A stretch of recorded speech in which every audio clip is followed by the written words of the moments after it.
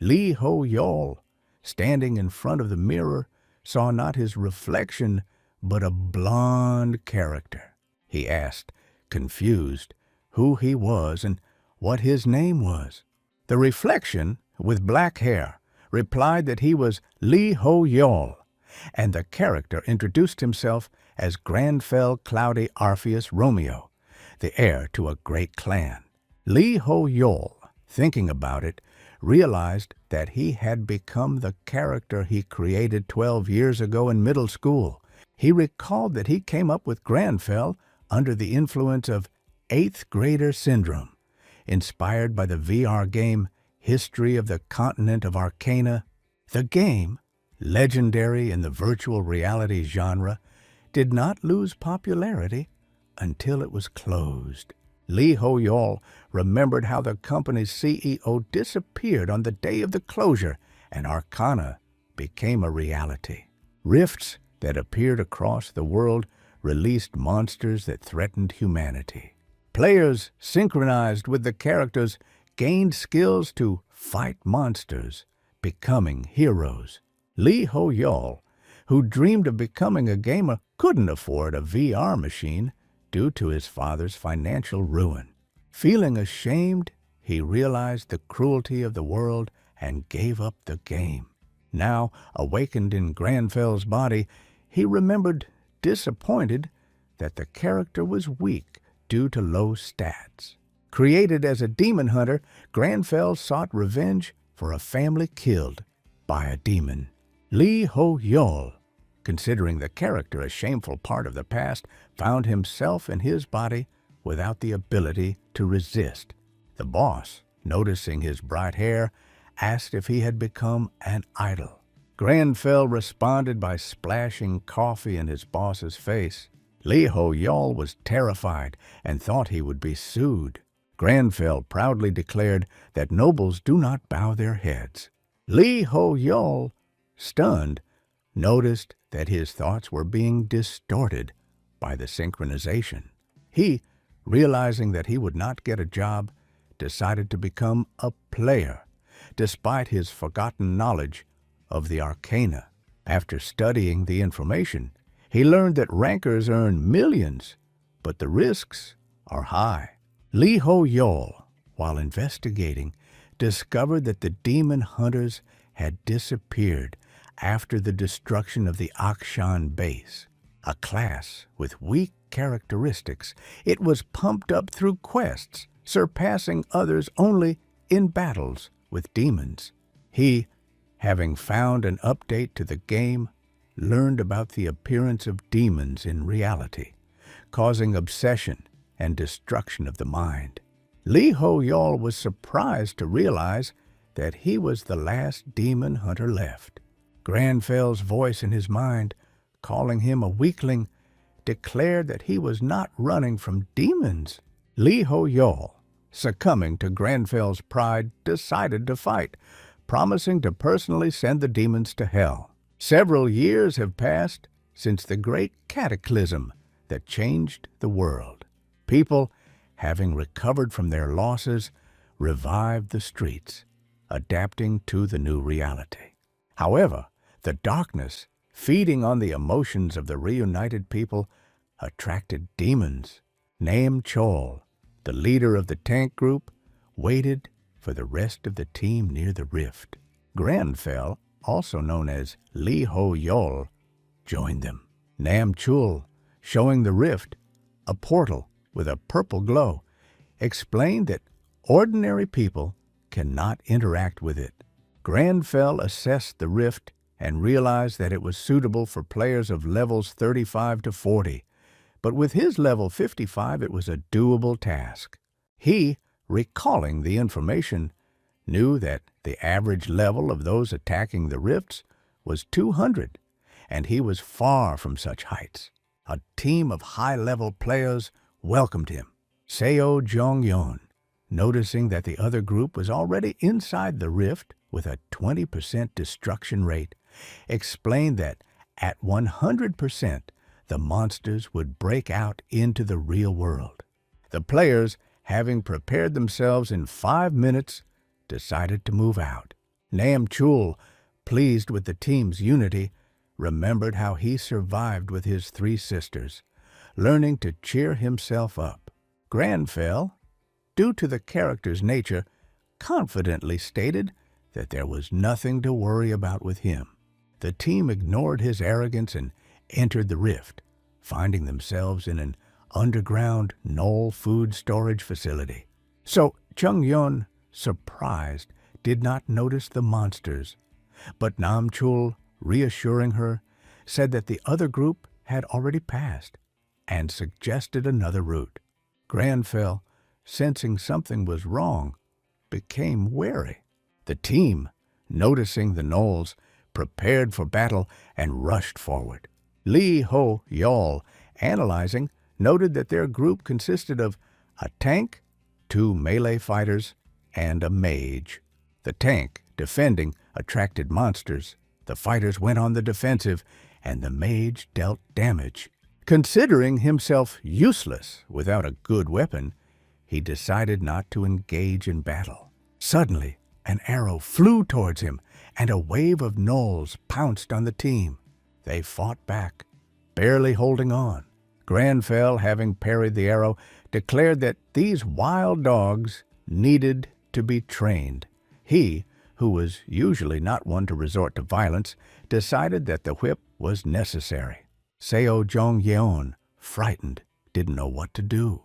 Granfell, telling her to calm down, said that he would deal with the monsters breaking through and asked her to use her strongest skill. She shouted for everyone to run and fired a fire arrow, hitting the knoll.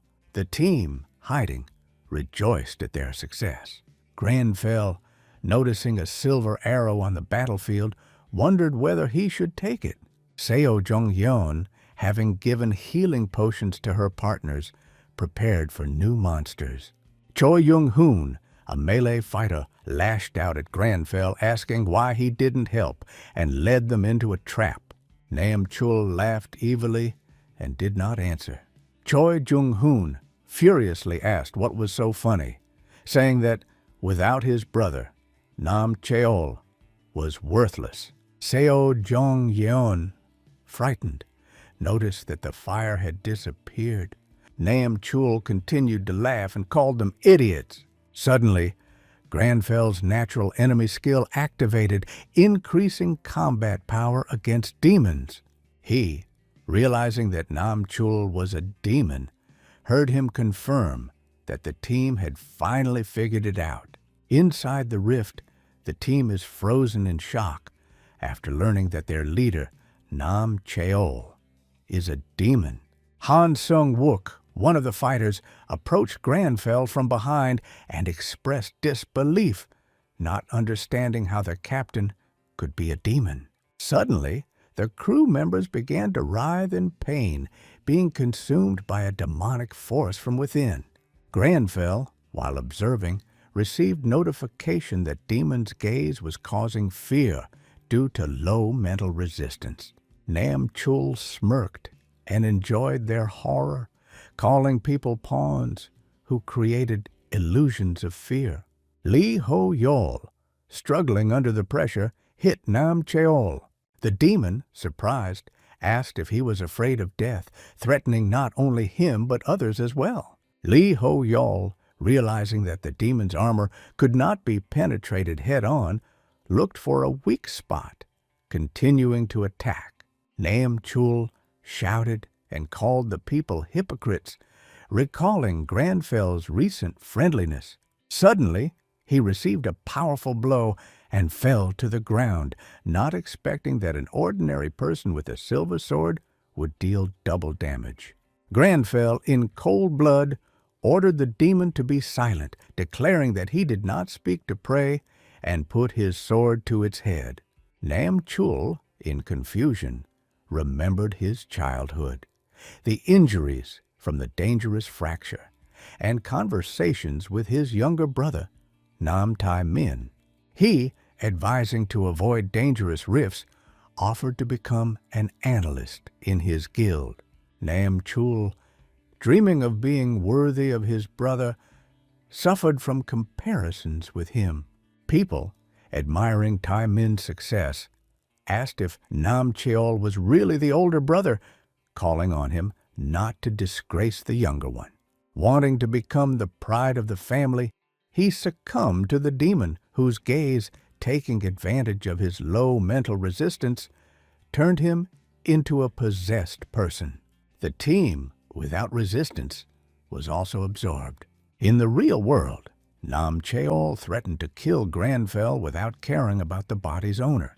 Granfell, realizing his pride, saw the spirit of the real Nam Cheol. He swung his fist and threw the demon away. Nam Cheol, waking up in his body, couldn't believe that he had survived with such wounds. Granfell, reminding the team that fear fuels demons, urged them not to be afraid. He, emphasizing that demon hunters are only strong against them, retained this logic despite the years. Lee Ho-yeol, disappointed, noticed that no items dropped after winning. Later, Nam Tae-min, while talking with his brother, learned about the raid where Nam Cheol was possessed. Tae-min, not believing it, considered it nonsense based on rumors. Nam Cheol, having confirmed the possession, left his brother in a stupor. Nam Tae-min, stunned, asked Nam Cheol if he was serious about becoming an analyst in the guild, reminding him that he had previously been against it. Nam Cheol, surprised by his brother's disbelief, felt disappointed by their alienation. Nam Tae-min, asking to speak without sarcasm, heard from his older brother that he was only joking. Nam Tae-min asked in clarification whether the decision to become an analyst was a joke. Nam Cheol seriously replied that he realized his limits and realized that chasing after his brother was pointless, deciding to go his own way. Nam Tae-min, intrigued, wondered who could have influenced his brother so much, especially considering his high mental resistance that allowed him to resist the demon. He, noting that Nam Cheol mentioned a dagger instead of magic, was surprised, since there were thousands of classes in Arcana, but none came to mind for a low-level rift. Nam Cheol, admitting that the story sounded unbelievable, confirmed it. Nam Tae-min interrupted and said that he trusted his brother because he taught him how to attack bosses, manage a guild, and recruit players, helping him become a leader. He immediately offered a contract and called Nam Cheol the pride of Gaon. Nam Cheol, touched, asked not to embarrass him. Nam Tae-min showed the contract and waited for a reaction. Nam Cheol was horrified when he saw the conditions. Meanwhile, Granfell, a.k.a. Lee Ho-yeol, noticed that his level had increased by 12 points after hunting the demon. He ignored this and stated that such trifles did not bother him. Lee Ho-yeol, thinking, didn't know how to distribute the attribute points.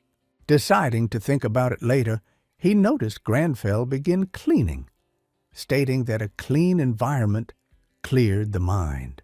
The character, even after preparing dinner, led an aristocratic lifestyle. Lee Ho-yeol, realizing that character settings affect reality, remembered Granfell's talents: genius in magic, the ability to repeat spells with one glance, high intelligence, and physical potential. Having received a long message from Nam Cheol, he decided to postpone its analysis. Granfell, concentrating, began to test his magical abilities, writing down spells in a notebook. Lee Ho-yeol, delighted, realized that the character was a munchkin, the embodiment of school fantasies. Nam Cheol and Nam Tae-min, while discussing Granfell, offered him to join the Gaon Guild, but he refused. Nam Tae-min, amazed, assumed that another guild had made a better offer. He boasted that Gaon was offering a house, a car, and a 95% share, wondering who could beat the terms.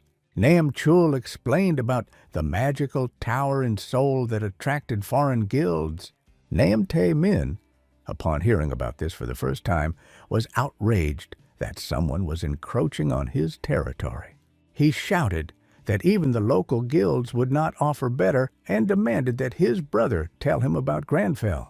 Nam Chul thoughtfully described him as a quirky aristocrat from a fantasy series. Lee Ho Yol, watching Granfell train, understood the basics of magic, allowing him to cast any spell with enough mana. After completing the check, he distributed the points, 2 each for strength and dexterity, 7 for mana, and 2 for luck, doubling it for prosperity.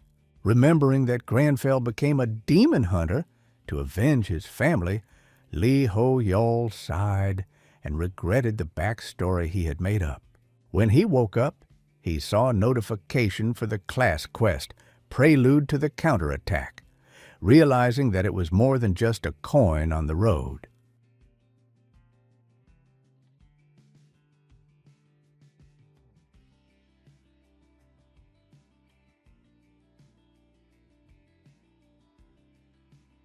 He, realizing that even ordinary quests are rare, was surprised by the appearance of a class quest, available only to one player in the class.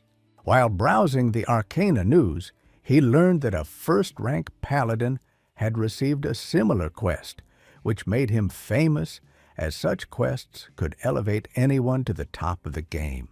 Lee Ho Yol, at level 67, thought there was no chance of such a quest, but he realized that he was the last remaining demon hunter after the fall of Akshan.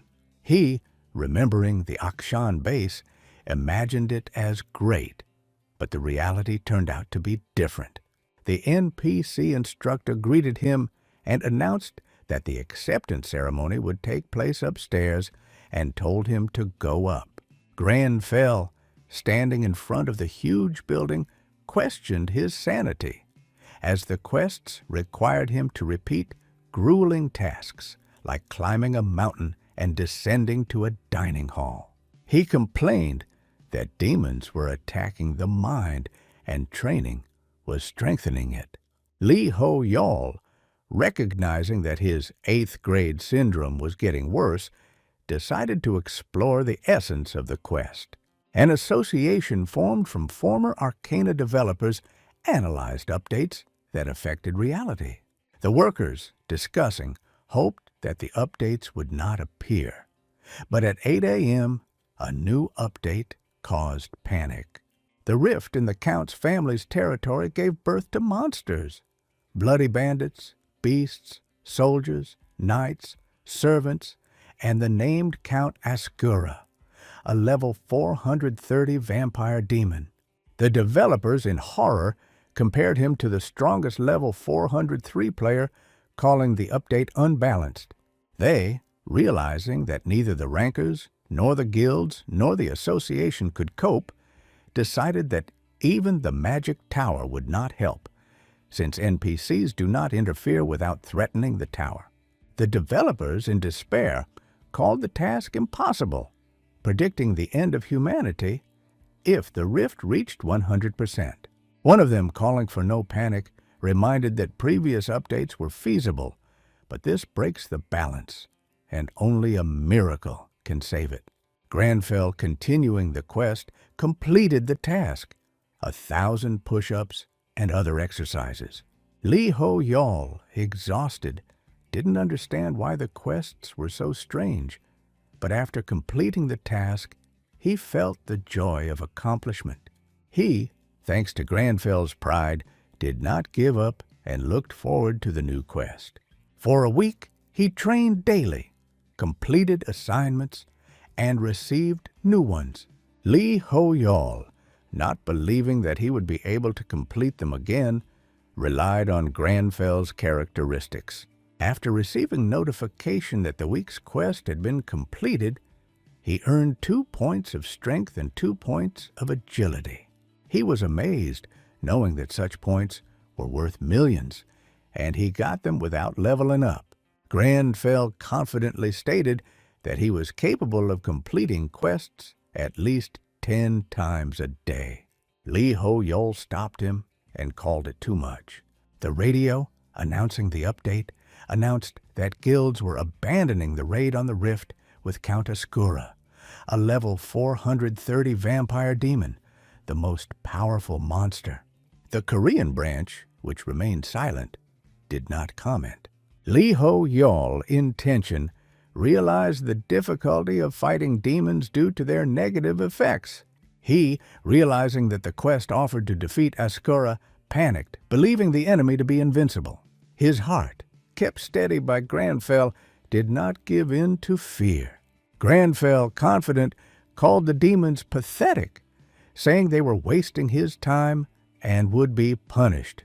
Lee Ho-yol, having foreseen this, realized that Granfell was eager for battle. Lee Ho-yol, shocked to receive the class quest Prelude to Counterattack, couldn't believe that such rare quests given by NPCs were given to him, a level 67 demon hunter, in the world of Arcana, where quests have become rare due to the lack of NPCs.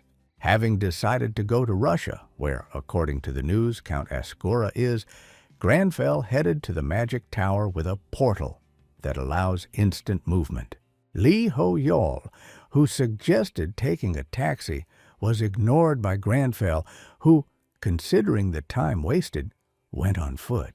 He, noticing the absence of the down jacket, thought that Granfell would come to his senses, but he, instead, took a huge amount of green tea, insisting on the importance of tea drinking. One reporter, discussing with a colleague, doubted that the Gaon Guild would show up, since the Magic Tower was nearby and the portals were only accessible to a few rankers. Suddenly, Gaon, including Nam Tai Min, appeared, surrounded by reporters. They, questioning, asked if Gaon had found a way to defeat Ascura. Nam Tai Min responded by saying that they were not fully prepared, but they were going first to get ahead of their competitors, and suggested that other guilds challenge the rift themselves. The guild Shining appeared with the player Rox, level 399, the second in rank. Their leader, complaining about the crowd, noted Gaon's rudeness, linking the influx of guilds to the Magic Tower. Nam Chul, calming Nam Tai Min, advised him to act with caution. Nam Tai Min, remembering Lee Ho-yol's words about being able to cope, asked if they would meet at the tower. Granfell, riding in a minibus, watched the broadcast where a level 30 player was confronted by a level 300 monster. He, having studied the video, realized that magic is activated in 3 stages: mana collection, intervention, and manifestation. On the bus, his hand burst into flames, causing the driver to shout, forbidding spells. The passengers gasped and panicked. Lee Ho-yol, not expecting success, wanted to apologize, but Granfell, confident, said that he had the flames under control and would stop if fear overwhelmed the passengers. Lee Ho-yol, satisfied with the new skill, checked the stats, but no magic skills appeared. Arriving at the tower, he was struck by its hall, which was different from its external appearance, and felt the simplicity of portal magic compared to fire magic. The reporter, accidentally pushing him into the portal, was surprised. Nam Tai Min, noticing this, shouted that he was ruining Gaon's reputation. Nam Chul, seeing someone similar to Lee Ho-yol, began the briefing, describing the rift. The outer circle, levels 240 to 279% destruction. The inner circle, the Count's family's territory around 30, and the central circle, Ascura's fortress. He warned that the breakthrough would cause a fortress to appear in the real world. Reporters who entered the portal confirmed that they were in Russia, surrounded by players. Granfell, finding himself in front of them, ordered them to retreat before his patience ran out. He, entering the rift on the outskirts of the territory, felt relief, hoping for warmth. There he saw Leonie Bellucci, a top 100 level 348 player, rudely brushing off reporters, demanding that they not irritate her. Lee Ho-yol, finding himself in the cold outskirts of the Count's family's territory in Russia, felt a piercing wind, but Granfell, on the contrary, declared that this was the perfect time for hunting. Feeling his rage growing, level 230 blood wolves appeared in front of them, and Lee Ho-yol, realizing that his character was only level 67, was still confident of victory thanks to the skill Natural Enemy. Granfell, realizing that the wolves were servants of Count Ascura, called them a mistake that had chosen the wrong master. He, activating the sword, announced that out of kindness, he would help the monsters feel the fear of their prey. Using Vampire Hunt, he killed all the wolves. Meanwhile, Leonie Bellucci, fighting with the same wolves, furiously destroyed them, noticing that they did not feel fear or pain. She, surprised by their unnatural behavior, heard a distant, frightening battle. Her team, discussing, suggested that the spider attack was strange, and there was something behind it. Leonie, resolutely, ordered to follow her to find out the truth, and the team moved on. Granfell drew his arrow and felt the mana on its tip. He, realizing that the arrow was not the best, decided to research mana, intervene, and manifest it by releasing a fire arrow, which, upon hitting the target, caused a fire. Leonie, upon arriving at the scene, looked at the flames in amazement and noticed Granfell standing in a suit and shoes, drinking tea in the middle of the fire. Her team, not understanding what kind of magic skill he was using, assumed that he was a streamer broadcasting from the rift. Leonie, agreeing, decided that he was acting for the sake of the guild. She came closer and shouted that the place was dangerous, demanding an answer, otherwise she would shout louder. Suddenly, her team, warning of danger, pointed out new enemies, bloody bandits of level 230 who appeared in huge numbers. Leonie, fighting back, concentrated her power into her sword, calling on her enemies to worry about herself, and swung her weapon. Suddenly, the other team shouted out that the enemy was attacking from above. A crowd of bandits surrounded them from all sides. One of the guild, in a panic, told Leonie that they were trapped and didn't know what to do. Granfell, calmly continuing to drink his tea, ignored the shouts of the crew asking if he was asleep. He thought about it and decided to try manipulating the mana in the thermos, exploring, interfering, and manifesting it. Knowing that his mana was not enough for a normal skill, he assumed that a spell without a skill was possible. Concentrating, he put all his mind into it, and the lid of the thermos flew up, causing a blinding glow. It turned into a powerful explosion, destroying all the monsters, crushing them with stones. Leonie was stunned and thought it was alchemy, never having heard of such a skill that could create such a wall. Granfell intervened and stated that this was not a skill, but real magic. Leonie, amazed, thought it was alchemy, not having heard of such a skill. Granfell explained that this was real magic. The team, stunned, did not understand who he was, wondering if he was an alchemist who created a huge stone wall. They, considering alchemists to be artisans, could not believe in his magic. Lee Ho-yol thought that changing the shape of objects through mana was similar to alchemy, but he noticed that the enemies were attacking from the uncovered side. Granfell, putting aside his tea, ordered the crew to attack. Lee Ho-yol concentrated his mana and drew his bow. One fighter, finding a wounded partner, shouted about the need for a healer. Turning around, He realized that he would not have time to dodge the enemy's attack, preparing for death. Granfell fired and killed the enemy with one arrow. Leonie, not understanding whether he was an archer or a mage, was surprised by his fiery arrow, which knocked down even more enemies. She, puzzled by his abilities, including alchemy, could not determine his class. Having defeated the enemies, the fighter informed Leonie that there were no new opponents. She, while delighted, was still irritated by Granfell, who, dressed in a suit, did not answer questions, did not look tired, and saved them, although he did not seem to be a rancor.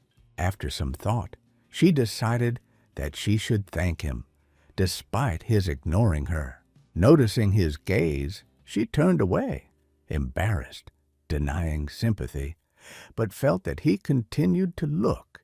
Granfell, noticing her look, said that she could look as much as she liked, but there was no tea for her. Leonie froze in bewilderment.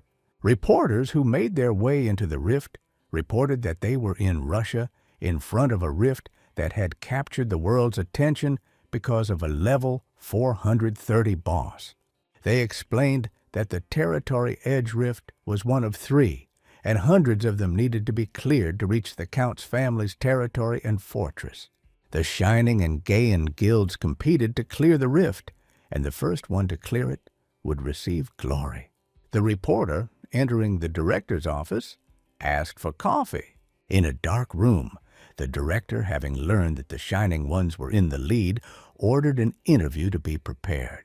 The assistant, noticing that the rift had turned blue, indicating that it was being cleared, ran outside. The director came out and confirmed that the fault had been cleared, but he did not know who had done it from behind the trees. The assistant contacted the director and said that it was Berserk, a 32nd rank guild that surprised everyone. He, noticing a Korean among them, which is strange for a European guild, said that the reporters were running for an interview. The assistant ran up to Granfell and asked if he was connected to Berserker and what had happened in the rift. Granfell, irritated, ordered him to step aside before his patience ran out. Reporters approached Leonie, the leader of Berserk, asking for comments. Surprised by their victory, Leonie, refusing to speak, ordered the team to answer.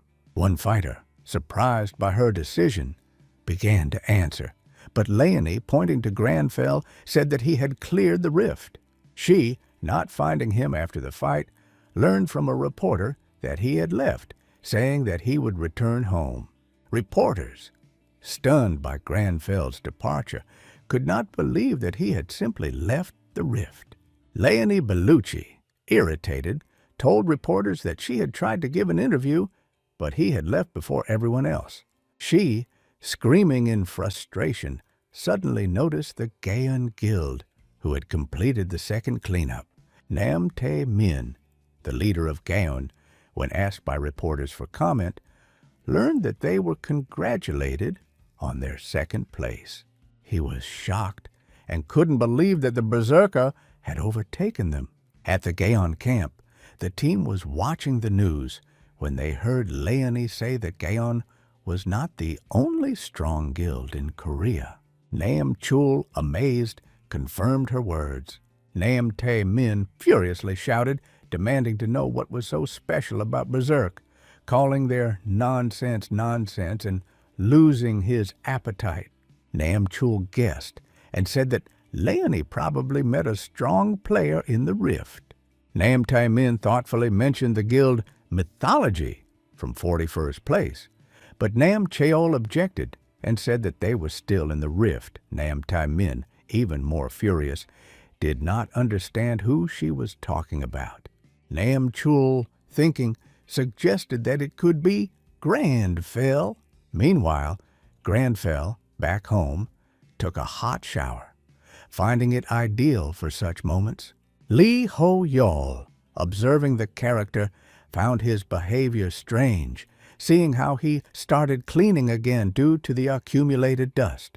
He, considering Granfell crazy, noticed that he even prepared food.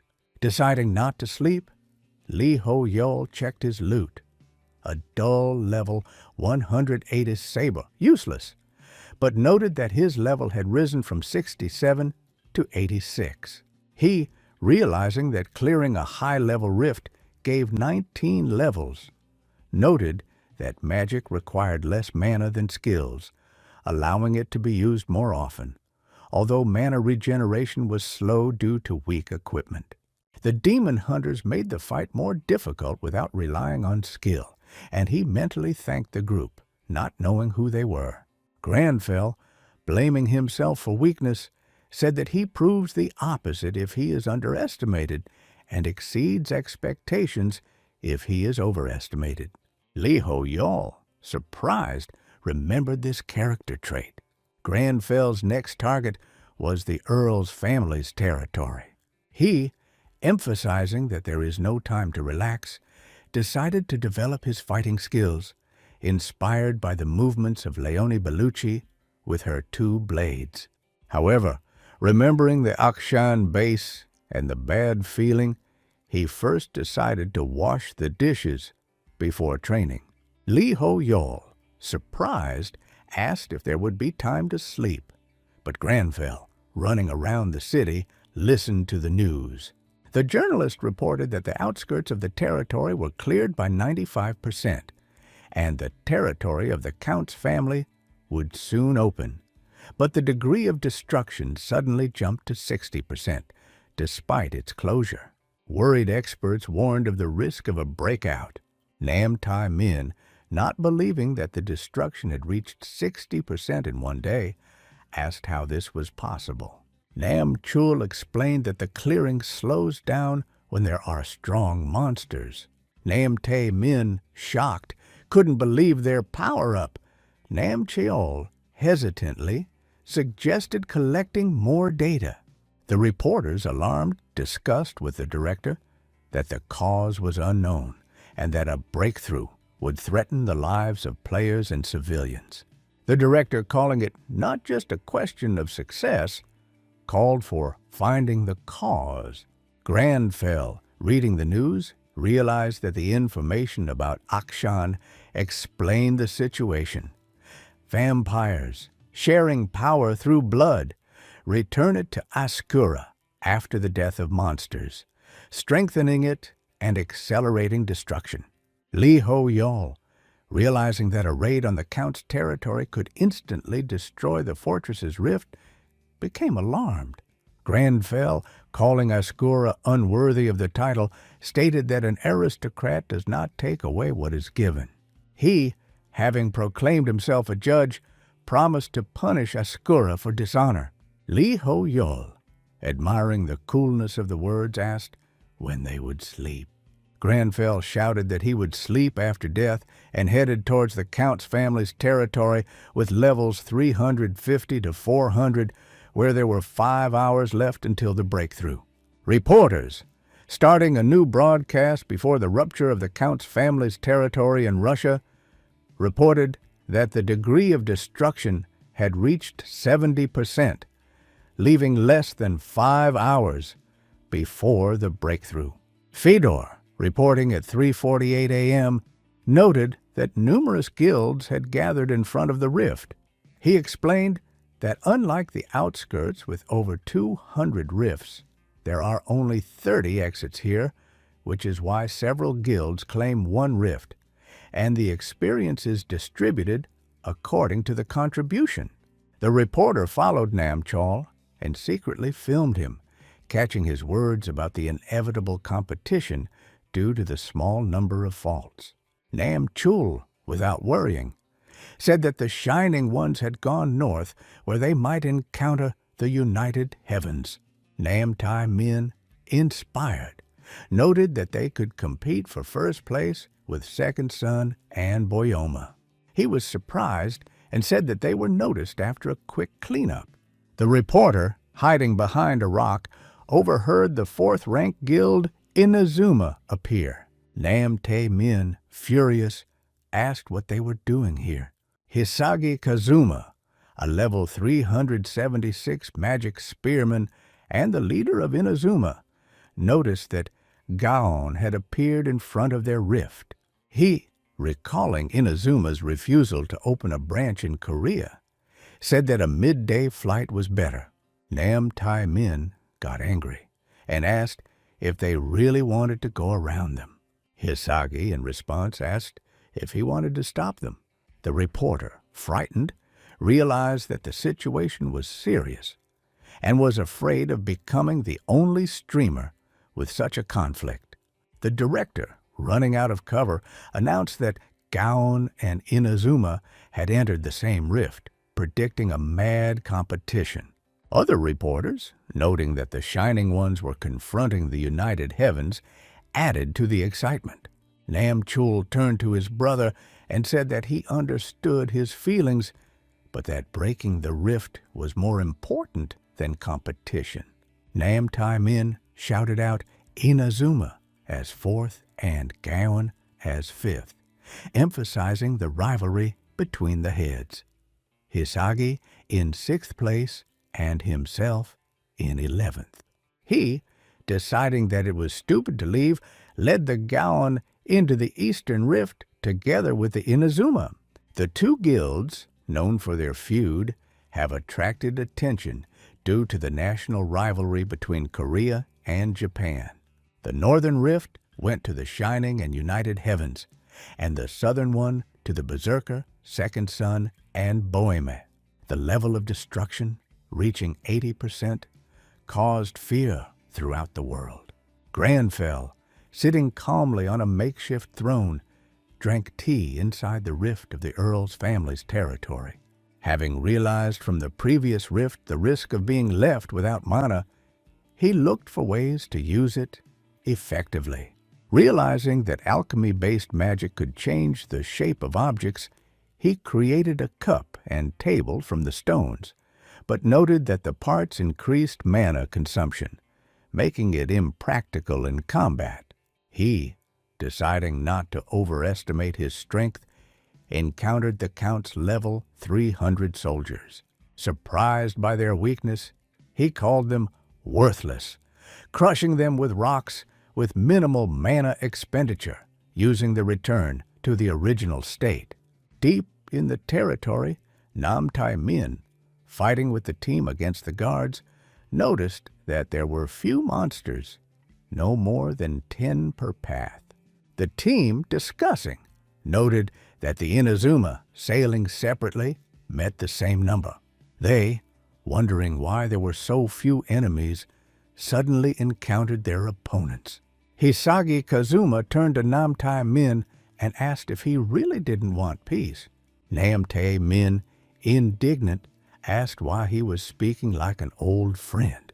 Hisagi, upset, said that he did not understand his opponent's hatred, wanting to kill him.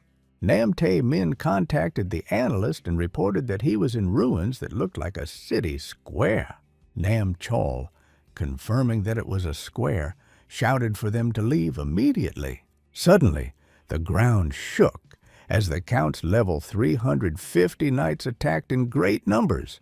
Nam Tai Min, stunned, considered the Count's knights on the plain to be a curse, realizing that their strengthening made victory impossible even with tanks.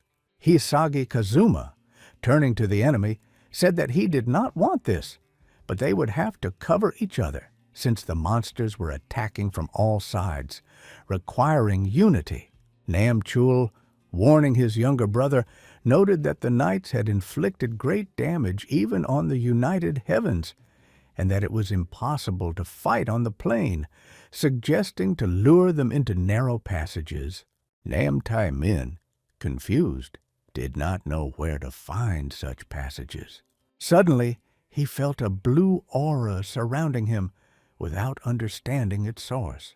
In place of the aura, a huge stone plane appeared, similar to a rock or a pillar, destroying all enemies.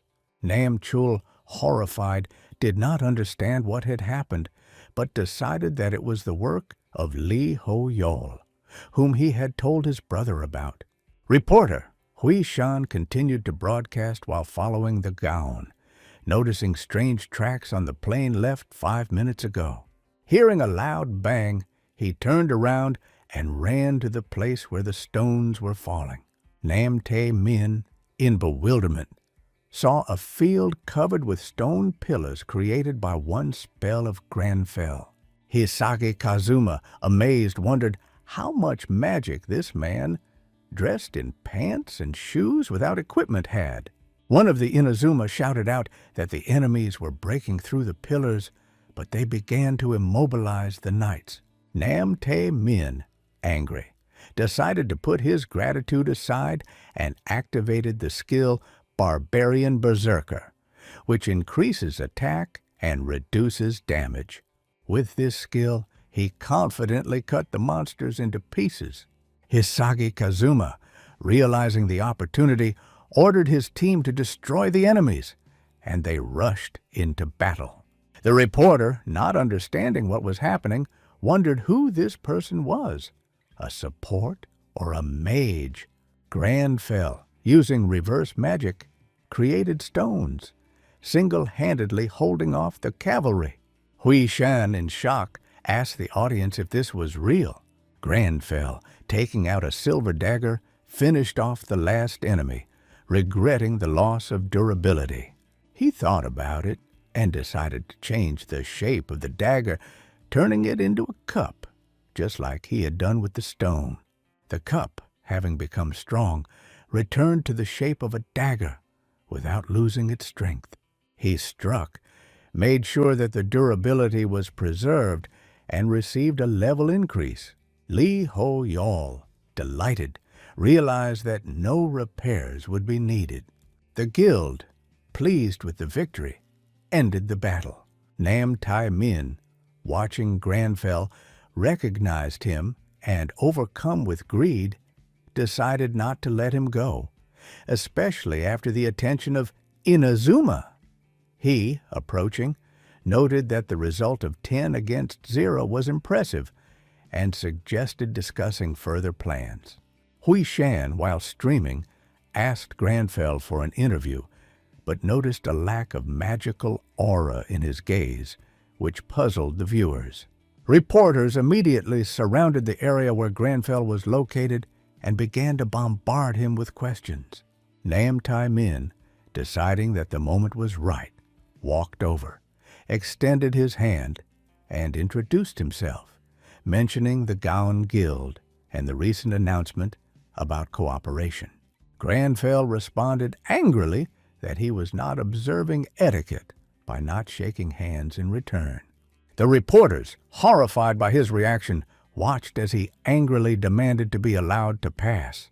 The news, discussing the mystery player, noted his refusal to answer due to manners.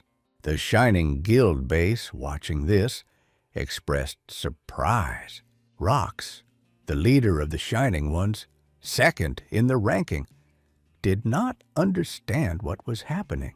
Camilla, ranked 7th and an archer for the Shining Ones, admitted that she knew nothing about magic, and Dmitri, ranked 8th, went into hysterics and said he had no answer despite the leader's questions. Camilla, watching Granfell, suggested inviting him to the guild. Dmitri, indignant, accused Rox of envy because of the failed cleanup of the county, noting that newcomers often attract attention for ratings. Rox, ignoring them, thought about something else. Jesse Haynes, the 4th ranked, a level 397 Shining Mage who was doing a class quest, noticed that Granfell's magic was similar to hers, but different. Rox, praising her observation skills, received a joking response from her about how funny this guy was. The Berserker base, in a panic, discussed Leonie Bellucci's words, claiming that Granfell was not an ordinary player. The Inazuma Guild, in confusion, called someone, deciding that the silver-haired man must be obtained. Hisagi Kazuma, confident, took on the task. The news aired and reported that after clearing the outskirts, the Shining Ones in the United Heavens were the first to clear the dungeons without incident. The Count's Citadel Rift at 72% destruction, has players from all over the world preparing for battle. The tension caused by the risk of Russia's demise was felt by all, and reporters wished the players good luck. Granfell, returning home after a grueling battle, turned on the news to find himself in a long coat and suit with no visible equipment. Journalists discussing him suggested that he was using hidden magical items or techniques. Granfell, thinking, realized that he simply didn't have the equipment. The expert, commenting, said that his timely intervention, which immobilized the enemies and changed the landscape, saved the Gaon and Inazuma. Granfell mentally noted that he had simply run out of mana. The expert continued by emphasizing his concern for the guilds, as if urging them to show themselves. Lee Ho-yol, glad that his bad temper was not mentioned, began to study the inventory. He, having discovered the cursed blood necklace, realized that it was a demonic item with a sealed curse. Items such as the lottery could provide powerful effects when removing the curse, but were expensive and were often discarded by players. He, remembering the skill exorcism of the demon hunters, thought about summoning a demon into his mind, as the demons themselves do. Knowing the risk of possession with low mental strength, he decided it could help in combat. Suddenly, Nam Cheol's phone rang. Lee Ho-yol, afraid that Granfell would start grumbling, did not want to answer. He, deciding to send a message to avoid trial, wrote no as before. The Gaon, stunned by deja vu, discussed this. Nam Tae Min, apologizing for the past, offered normal conditions.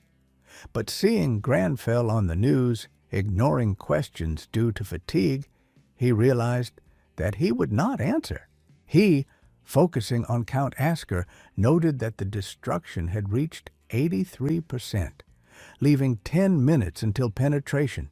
Suddenly, hearing a rumble, he realized that an earthquake had begun.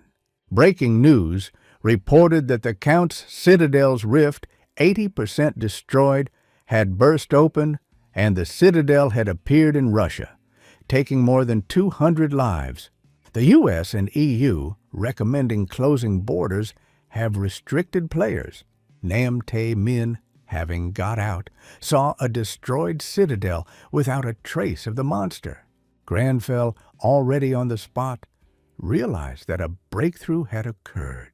The reporters and guilds, noticing him, watched in amazement as he entered the citadel without fear. He, calling the Count a lousy statue, was the first to step into the territory, preparing for battle. Lee Ho-yol entered the territory of the citadel of Count Ascura and immediately assessed the size of the courtyard, in which the main element was a huge statue. The statue could be called the center of the courtyard. Its height exceeded 10 meters. Suddenly, the statue began to move, and the sound served as an alarm signal to the assembled knights.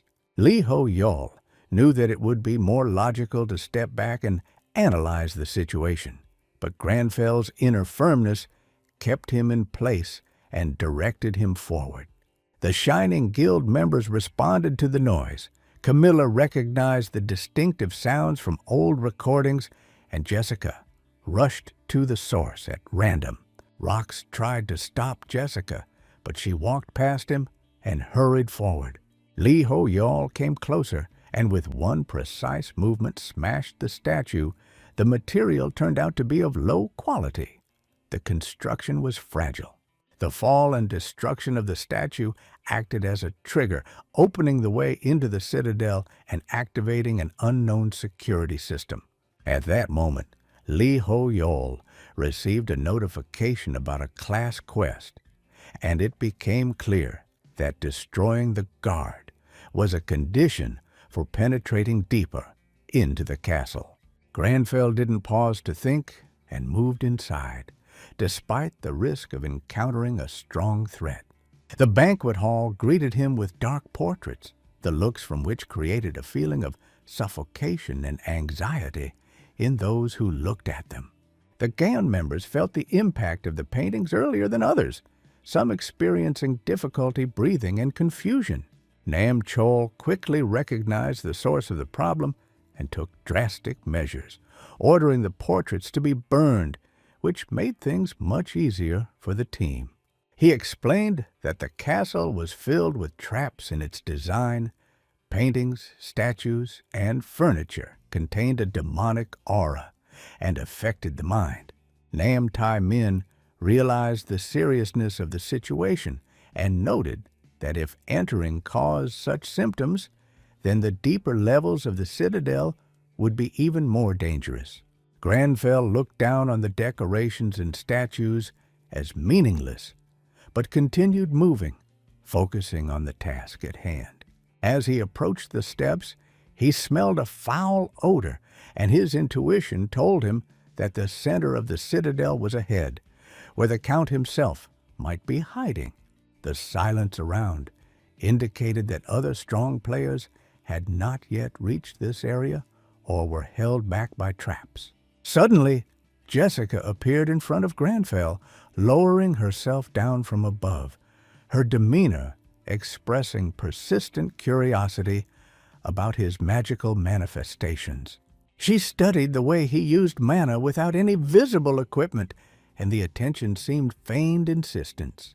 Granfell rudely cut off her intervention and put her on the ground, reminding her of decency and etiquette among training fighters.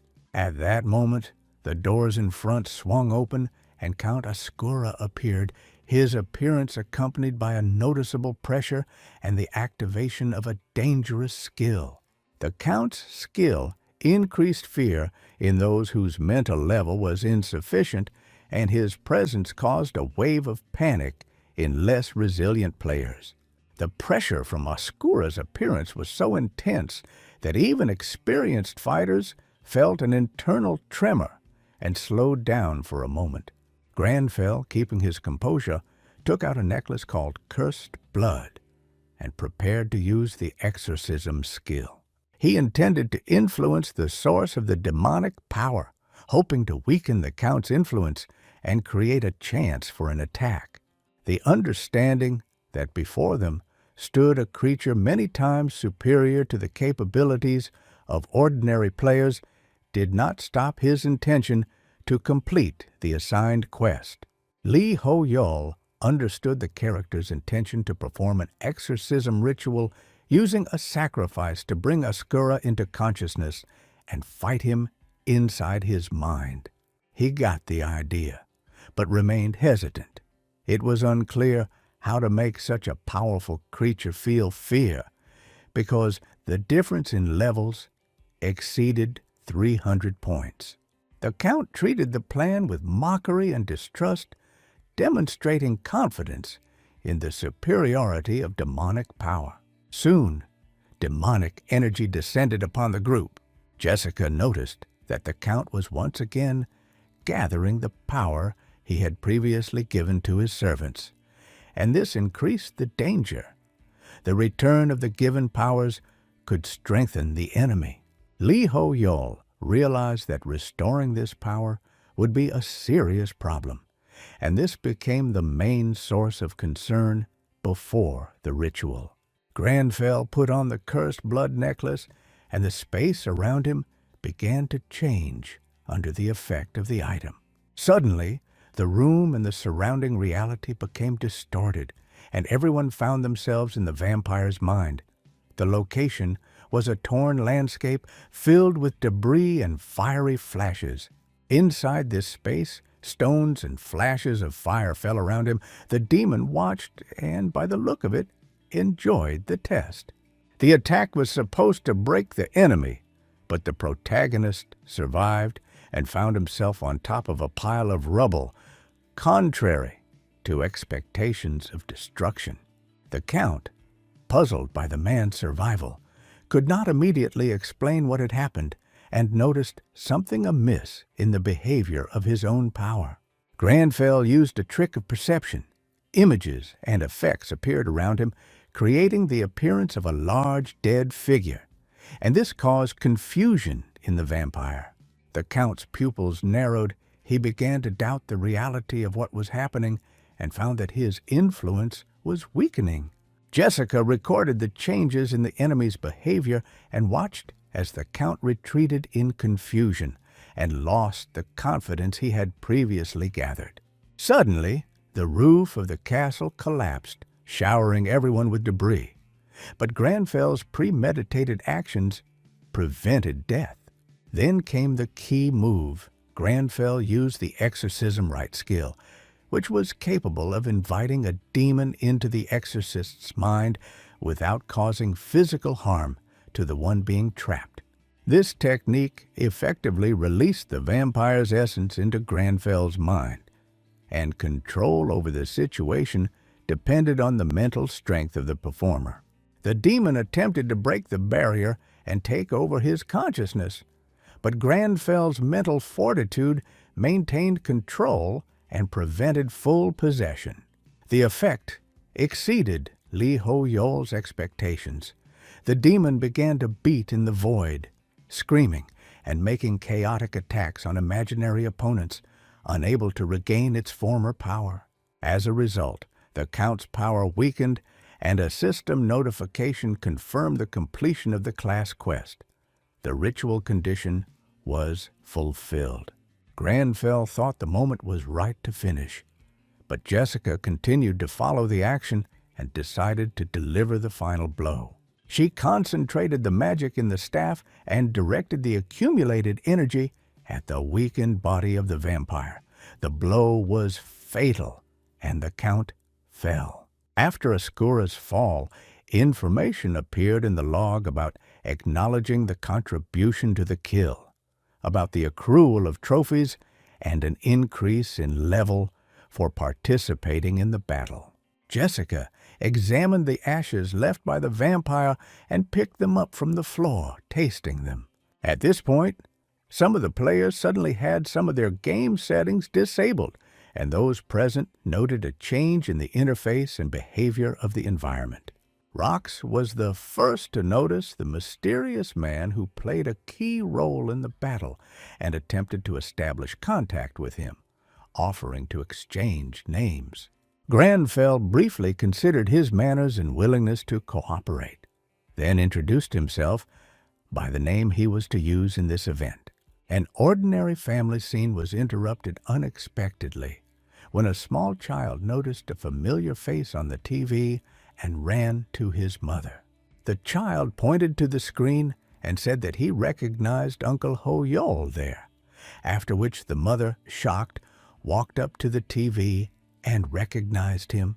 Lee Ho-Yol returned home at this time and continued cleaning, but his attention was distracted by a call from his older sister, number 2. He realized that his time had come after the destruction of the Count, and that his relatives would sooner or later find out about what had happened. The calls from his sister followed one after another, and then a call from a third sister began. He remembered that he had 3 older sisters with whom he had had warm relationships since childhood. He decided not to pick up the phone, expecting grumbling and reproaches, but the sisters still came to his house and insistently demanded to be let in. 3 sisters, Lee Eun-hai, Lee Ji-yoon, and Lee Ye-lim, entered the apartment and took over, causing inconvenience to the neighbors. Lee Ho-Yol asked them to calm down and made it clear that he was surprised by their behavior. Meanwhile, on TV, news was broadcast about a star player who appeared like a comet and recently destroyed the Count, acting together with the famous player Jessica. It was reported that the Berserk Guild was working with him, and the entire gaming world was interested in this fact. At that moment, Nam Tai-min brought tea to his older brother and asked him to drink it, but Nam Cheol looked upset due to the widespread discussion about Lee Ho-Yol's name. Nam Chul felt that this was a real failure for their plans, and that they had lost their chance despite having contact and a reason to talk. Nam Tai Min insisted that there was still a chance and suggested using the connection and calling Lee Ho Yol to establish contact and propose cooperation. The idea was that thanks to Lee Ho Yol's actions, their guild had gained visibility and a chance to offer solid terms, and it was better to act immediately.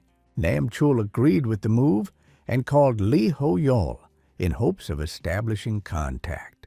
At this time, the protagonist played with his niece and recalled that about 10 years ago he came up with the name Granfell and dreamed of dyeing his hair ash-colored and greeting people like nobles.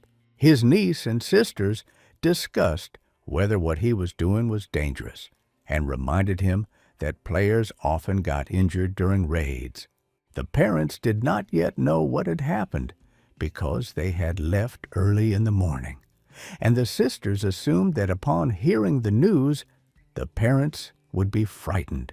The sisters expressed their willingness to support him and suggested that he call them at least occasionally and save his savings. Lee Ho Yol was surprised by the request for savings and thought about the reward for clearing the rift as a source of income for players in Arcana, calculated according to the rift level. He knew that the development company had gone bankrupt and that the director was paying out of his own pocket, so the amount could be significant.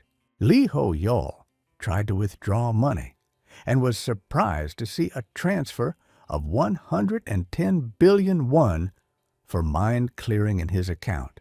He was stunned by the size of the reward, as he had been counting primarily on trophies and did not expect such a large payment. At the same time, in the Shining Branch in South Korea, Camilla was talking to Jessica and asking if she knew that she and Lee Ho Yol allegedly destroyed the count.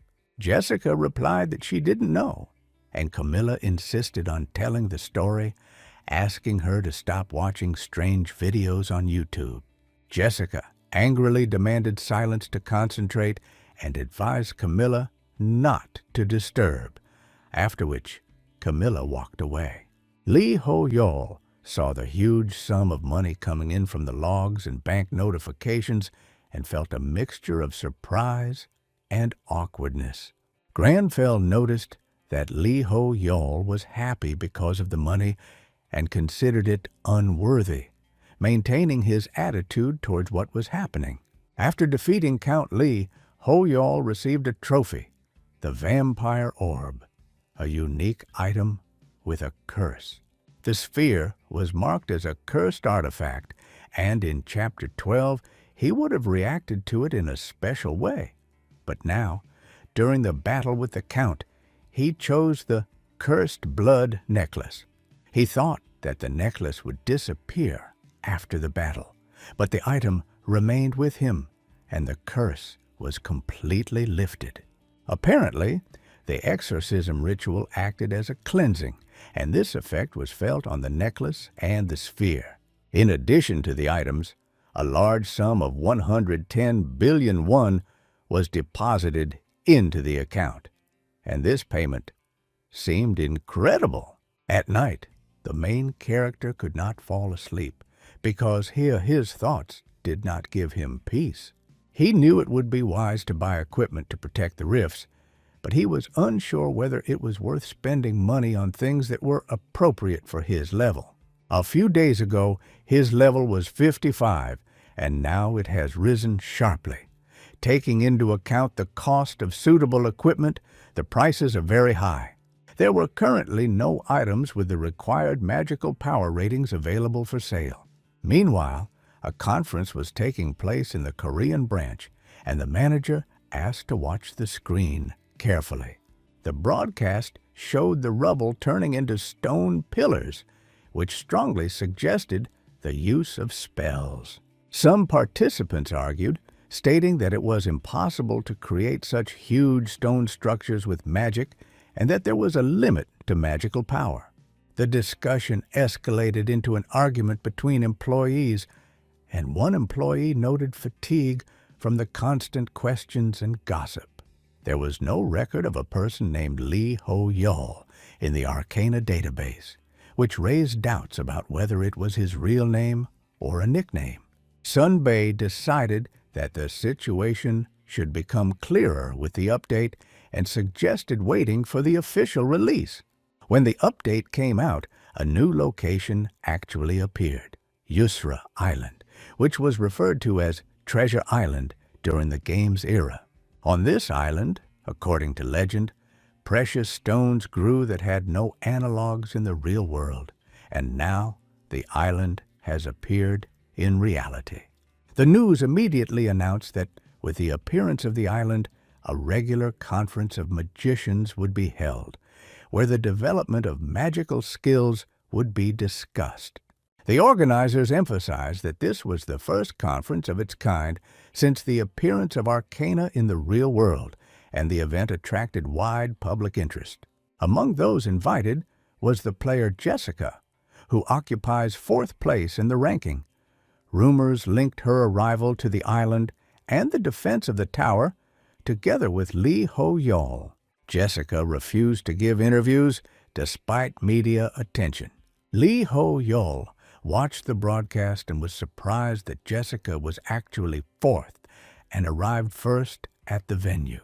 He felt awkward. He tried to behave politely, and the feeling of embarrassment increased at the thought of her rank and presence. Granfell recalled a phrase from the old days that it was not just technology that was important for the tower, but magic, and this sounded like a reminder of Arcana's past.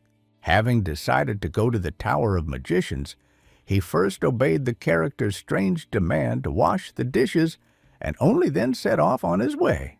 A large number of fighters had gathered at the Tower of the Mages, and the atmosphere was tense with anticipation of reports and demonstrations.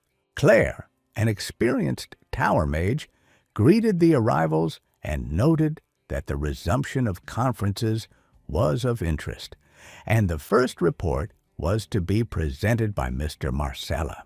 One of the magicians approached the wall first and discovered a magical barrier in front of him, an illusion created by the owner of the tower.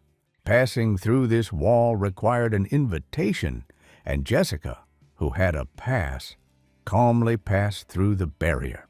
Claire recognized Jessica and was inspired.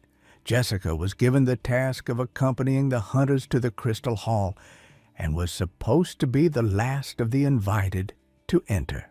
Lee Ho-yeol found himself in the tower, and the crowd immediately recognized him as the hero of the news. People immediately approached him, trying to talk to him and take photos. One of the fans grabbed him and asked for a photo, but the fan's persistence irritated him, and the protagonist ordered him to stop pestering him. The scene showed that the character's rudeness attracts attention and can increase the audience's interest, which is something Lee Ho-yeol wanted to avoid. While looking for shelter, he noticed an unusual wall and walked through it. The transparent barrier turned out to be an illusion, and he found himself inside, where strong magic stretched the space. Claire noted the power of the illusion and praised the demonstration of magic, admitting that the technique was worthy of attention. He walked through the wall where he met Claire, scaring her greatly. Claire still didn't understand who he was, because all the hunters with invitations had already arrived, and Lee Ho-yeol was clearly someone else. She started checking the lists, but no matter how much she looked, there were no new hunters on the invitation list, which surprised her greatly. Lee Ho-yeol asked if there was a problem, and Claire replied with concern that there was not a problem at all, since he said that he wanted to attend the conference, but he didn't have an invitation. Claire was alarmed, because only the tower's owner could use illusion magic of this level, and it was impossible to pass through it without a ticket. She explained that according to the rules, a person without an invitation can only take part in the conference if he passes through the magical wall, and up to this point, no one had succeeded in doing this. Whether she should admire him or be surprised, she still couldn't figure out how he did it. Lee Ho-yol was truly amazed that he was able to personally touch this magic, and wondered if he would be able to create a similar space in the future when he reached the level of 1,000 magic. He roughly understood the principle and realized that all that remained was to add magical power. They took the elevator up and arrived at a place where they were greeted by an incredible view. A crystal hall opened up before them, a place of sublime knowledge. When Arcana became a reality, its inhabitants, who were previously NPCS, were also transported to this world. Among them was a man of great influence, Marcello, the youngest magician, who was called the future of the Tower of Magicians. He was a genius and was the first to understand the situation the world was in, using all his knowledge to organize scientific conferences where new achievements in magic were discussed. Jessica's hat explained all this to her, but she only responded that it sounded boring, which angered the hat, who heard Marcello being disparaged. Marcello came out to the magicians and said that his only skill was magic, and he did not understand any other interference in its nature. To be in such a majestic place of knowledge is the highest honor for a magician. He noted that the magic tower was not summoned to the world of hunters by chance, and along with it, Arcana's worldview also penetrated into reality. Phenomena called renewals can still be encountered, and their magic remains as alien as the science that tries to explain it. He stressed the need to unite efforts to uncover the cause and return to the former world without unnecessary conflicts. The theme of the conference was the development of magic through science. Marcello created a fire seal in his hand and demonstrated a new method he called fusion, a harmonious combination of magic and science that produced a new flair. However, he warned that it was unclear what the merger of two such different spheres would lead to. Jessica's boredom turned to interest. Marcello said that he would need the help of hunters to continue his research, and this seemed like an announcement of a new quest. Lee Ho-yol raised his hand and stated that there was a flaw in the study presented. Those present gasped at the fact that he dared to address Marcello in such a way. He asked if he could hear the reason. Lee Ho-yol explained that magic and science were different fields, and their fusion caused a difference that resulted in a waste of time. He said that he had already experienced the difference between skill and magic and created a similar seal showing his powers. Marcello was shocked. It took him months to activate it, but Lee Ho-yol repeated it in an instant. To give the hunters the same feeling, he demonstrated that it was indeed the same flash. Lee Ho-yol explained that he used centrifugal force during the interaction, and although the technique looked clumsy, the effect was strong. He noted that he had previously spent too much magical power, but now his efficiency had increased, and it was not in vain that he had come to the conference. Marcello approached him with an offer to participate in research, giving him the quest research. Lee Ho-yol was surprised that his words and demonstration led to such a result. Meanwhile, the girl from the Berserker Guild was happy that they finally found themselves on the island. She asked Leonie if it reminded her of Arcanum, remembering the time when they were waiting for new adventures. There were many people around from different guilds, the Lionheart Order, the Shadow Mercenaries, and the Hunters Union. The pink-haired girl recalled that the island in Arcana was known as Treasure Island, and most likely everyone came for it, not knowing about the rift. Unexpectedly, Claire called Leon and asked if the conference was over. When she heard how Lee Ho-yol had acted, She was surprised and laughed, assuming that he had been attacked, but it turned out to be the opposite. Marcello acknowledged his remark, bowed his head, and even offered a quest. Everyone was talking about it because he left the conference with a new assignment.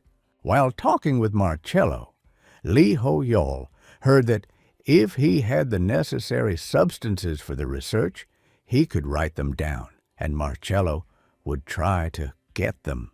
Lee Ho-yol just smirked and said that if he was the one who suggested it, then he should get everything right now. The Tower of Mages towered in the sky, and on its top floor gathered the most powerful sorcerers, who were called the 5 Stars. Among them was Yuna, the morning star of the tower, and it was he who approached Marcello. Yuna reminded that the tower does not interfere in the affairs of hunters, but Marcello broke this rule by offering one of them cooperation. Everyone waited for an explanation. Marcello calmly replied that Hunter Lee Ho-yol understood the basics of magic, was able to see the difference in its manifestations, and it was his powers that could help in the current world situation. He understands the consequences of his decision and takes responsibility. The senior magicians reluctantly acknowledged his right to do so and closed the conversation. As he left the room, Marcello muttered irritably that the old people were stuck in an illusion and were afraid to acknowledge reality. At that moment, Claire ran up to him with a heavy box. She hurried to Lee Ho-yol to bring him the things he asked for. Marcello offered to help and said that he wanted to talk to him too.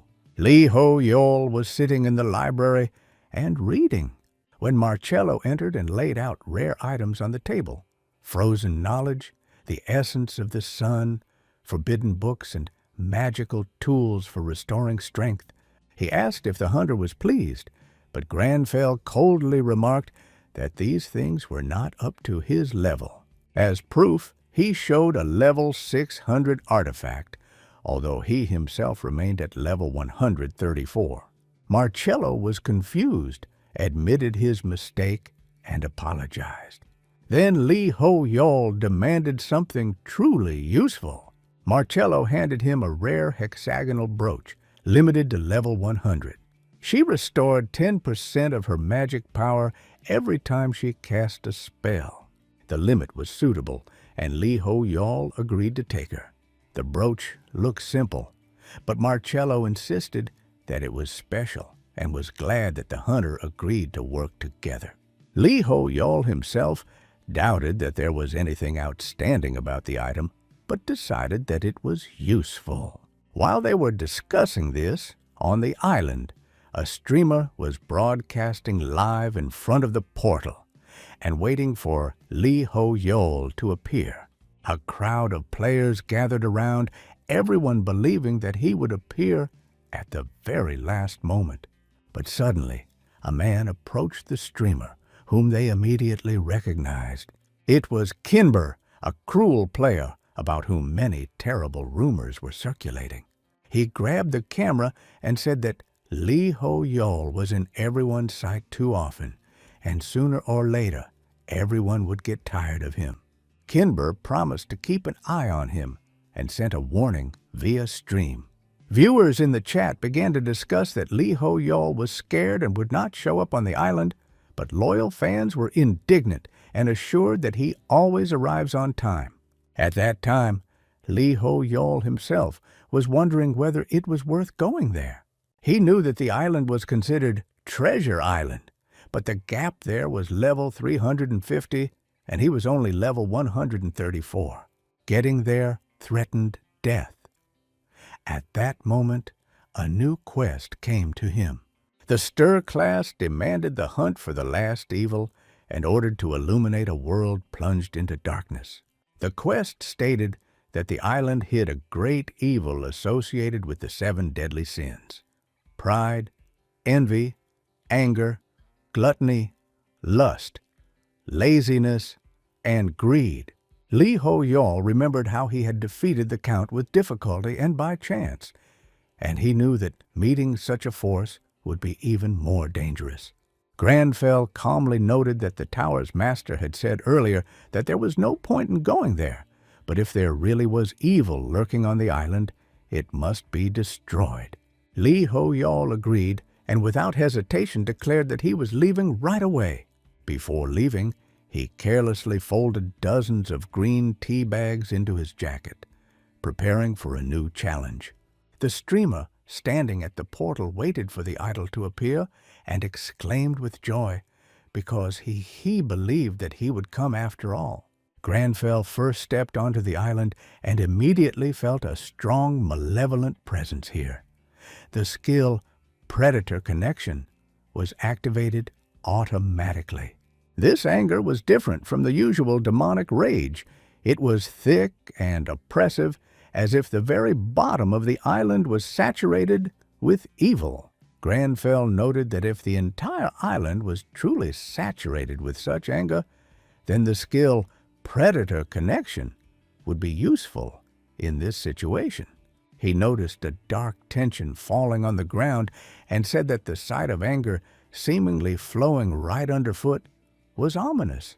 The streamer wasted no time and began filming Granfell from the bushes, trying to catch his every step on camera.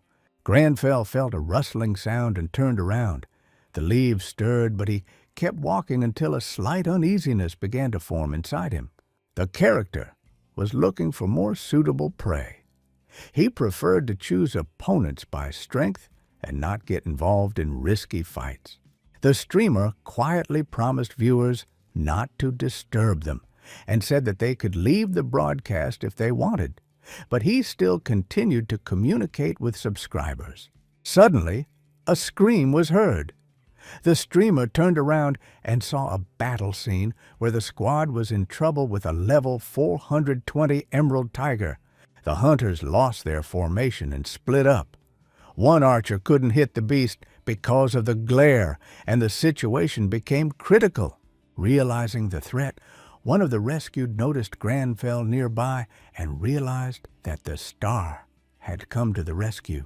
Lee Ho-yol felt afraid, but Granfell remained firm and confident, and this behavior shocked the observers. The emerald tiger was the most powerful beast on the island. Level 420 was only 10 points below the count, and running away was not an option. Granfell assessed the battle conditions. The bright sun and glare were a hindrance, but if the beast was immobilized, its skills would be weakened. He used the ignition skill and channeled mana to create fiery ulcers, the fire quickly engulfing the undergrowth. The streamer and viewers couldn't believe it. The forest flashes looked like a real fire, but the fire froze the tiger's movement. In the midst of the battle, Lee Ho-yol received a notification acknowledging his contribution to the destruction of the emerald tiger, which resulted in a level up. Marcello's mana recovery item also helped.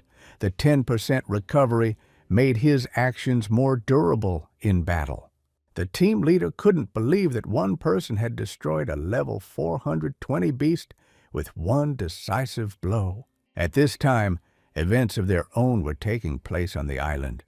Shreg, the master of the Second Sun Guild, was angry that their squad had not yet taken control of the center.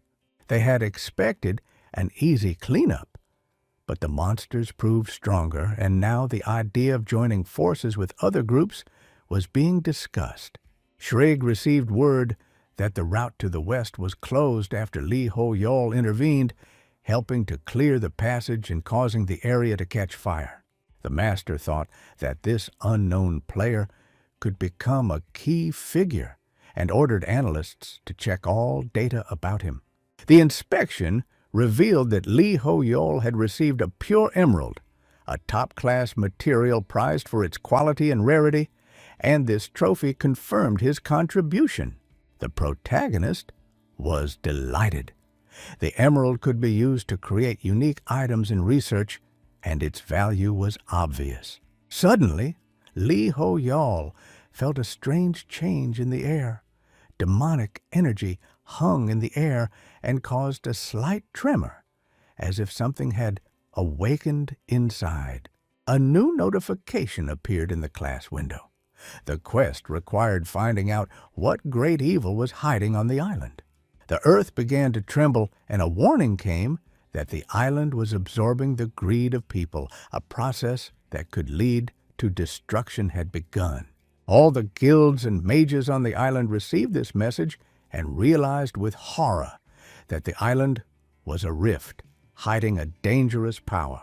Lee Ho-yol just chuckled to himself, thinking that it might have something to do with his actions. But the choice to act now belonged to everyone. The great evil of the island manifested itself in flashes of fire, and from these signs it became clear that the source was the demon of greed. The demon hunters remembered Akshan and assumed that he might know something about the nature of the disaster. Everyone understood that if the process was filled, the great evil would awaken. The protagonist decided not to destroy but to prevent the awakening. He realized a new problem. Rumors about the treasure found meant that the count had started, and there were still 9 islands left. Other guilds rushed for the treasures and hurried, realizing that delay would result in the loss of loot. He looked around and noticed another guild hoping to snag at least one treasure before the destruction counter moved any further. At this point, all the players thought the same. To prevent greed from reaching the treasures, you need to let go of your own desires, but it was impossible to convince everyone. Lee Ho-yol started biting his nails, not knowing what to do. Granfell said that he saw one way out and that he would take all the treasures for himself. On the second island, the Shining Guild defeated the main monsters and took the treasures. Immediately after that, the destruction process advanced and one cell on the scale was filled. Jackson noticed that Usura consisted of 10 islands, and one cell was already painted over. The appearance of the treasure started the countdown. Rox confirmed the observation and added that he heard Jessica's report that Lee Ho-yol had received a quest from the tower and had climbed to the top floor, which completed the picture. Some speculated about a connection between Jessica and Lee Ho-yol, a discussion that irritated Jackson, who ordered Camilla to be more serious. Rox noted Lee Ho-yol's rapid rise and expressed concern that such a rise could become a threat. Jacob agreed that it was risky to act against such a player without preparation. While they were discussing, another destruction cell filled up. A notification came that the United Heavens Guild had found a treasure. Many activated their powers and hurried on. Rox realized that if they remained motionless, they risked being left with nothing, and they needed to move too. Lee Ho-yol watched Granfell and realized in horror that he really intended to take all the treasures for himself. Lee Ho-yol tried to stop Granfell, but he didn't understand how to keep the character under control, and if the cells were filled, the great evil would awaken. A guild with a flag and armor with a lion's head appeared in front. It was the Order of the Lionheart. Lee Ho-yol did not expect to meet such forces here and recognized from the signs that these were veterans from the time of Arcana. The Order's commander introduced himself as Harkon Kingsguard, and one of the knights approached the leader, demanding that he show respect to the commander. Harkon Kingsguard asked the adventurer's name, and the protagonist gave his name, which interested the commander. The commander felt that this seeker was different from the newcomers. He noticed a hexagonal brooch on his clothes and was surprised. It was a sign of a rare artifact. At that moment, an explosion occurred to the side. The argument about the presentation was interrupted. One of the fighters asked if everything was okay. The commander pointed to a creature that looked like a large turtle that suddenly appeared in front of them. The fighters took up positions and began to fight back. The enemy turned out to be very strong, and when the commander was already fighting back at the limit of his strength, the main character appeared and summoned a stone, which crushed the enemy and restrained his movement. All the knights were surprised who this man was who could create a wall with one effort and use it in battle without preparation. The protagonist understood that everything was bad because he had strengthened the protective walls to the maximum and spent too much magical energy. Without the brooch, he could collapse without strength. He realized the need to conserve mana and continued to act to give the order time to regroup. Harkon Kingsguard thanked him for his help and promised that the order would not forget his kindness and would be grateful for his support in the battle. Li Ho Yal explained that the monster must be fought accordingly and said that if the order needed help, he was ready to provide it. The streamer waited for his idol and filmed the broadcast. He was delighted, but the turtle was still alive. The commander shouted to the knights of the Order of the Lionheart to finish off the monster, and the knights pounced on it from all sides. The protagonist calmly watched them fight, assessing their tactics and strength. One of the fighters noticed his strange behavior and thanked him for saving him. The commander swore an oath on his heart. For them this oath was sacred, but for him it sounded empty. The knights continued to fight back, and Li Ho Yal thought about the order. He realized that these knights were not as strong as he expected. They looked unprepared for serious battles. The Lionheart Order didn't look weak by name, but their close combat tactics didn't give them an advantage. The reserve troops stood behind and waited for their turn, which gave rise to the thought of how long it would take to finally destroy the enemy. Li Ho Yal checked the destruction progress bar and found that it was already half full. The thought of how quickly things were going to progress scared him. He realized that at this rate, the evil would reach the rest of the islands, and that if he could create a spatial road for attack, everything would be much easier. The fighters on fire made their way through the flames, trying to finish off the monster, but they needed help. He remembered the space he saw in the magic tower and decided to take action to open the way for the offensive. He called to Harkon Kingsguard and asked if the order was ready to attack, because now he would open the passage. Concentrating his strength in his hand, he began to build slabs along which one could reach the large turtle. The fighters immediately recognized similar passages from the magic tower. One of the fighters stated that an ordinary hunter was not capable of such magic and wondered who this man really was. After that, Li Ho Yal had almost no mana left, but the way was already open, and the commander rushed forward, not missing the chance to quickly end the battle. The commander attacked the monster with fury and cut it in half. At this moment, a notification came that the contribution to the destruction of the giant turtle was automatically recognized, and the protagonist leveled up several times. Harkon Kingsguard approached him and pointed to the brooch he was wearing. The brooch turned out to be a rare gift that the emperor had given to the tower in the distant past. The knights knelt and swore that the Order of the Lionheart would remain grateful for the rescue and would never forget his kindness. The giant turtle was destroyed thanks to his contribution, and a large blue sphere that absorbed magic appeared near him. This was the island's treasure. Li Ho Yal didn't know what to do. If he took the sphere, the great evil would awaken. But if he left it, someone else would pick up the treasure and the awakening would happen anyway. Granfell said that it was necessary to decide quickly, and without asking anyone, he took the treasure and took it for himself. Li Ho Yal was dissatisfied with Granfell's actions and thought about the consequences. The awakening of the great evil meant the end for everyone. For Granfell, wealth was fleeting, As the heir to a great family, he knew no greed and was not afraid of temptation. He explained that the way to prevent the treasure from being swallowed up by greed was simple. One had to take all the treasures himself, and he actually managed to do it.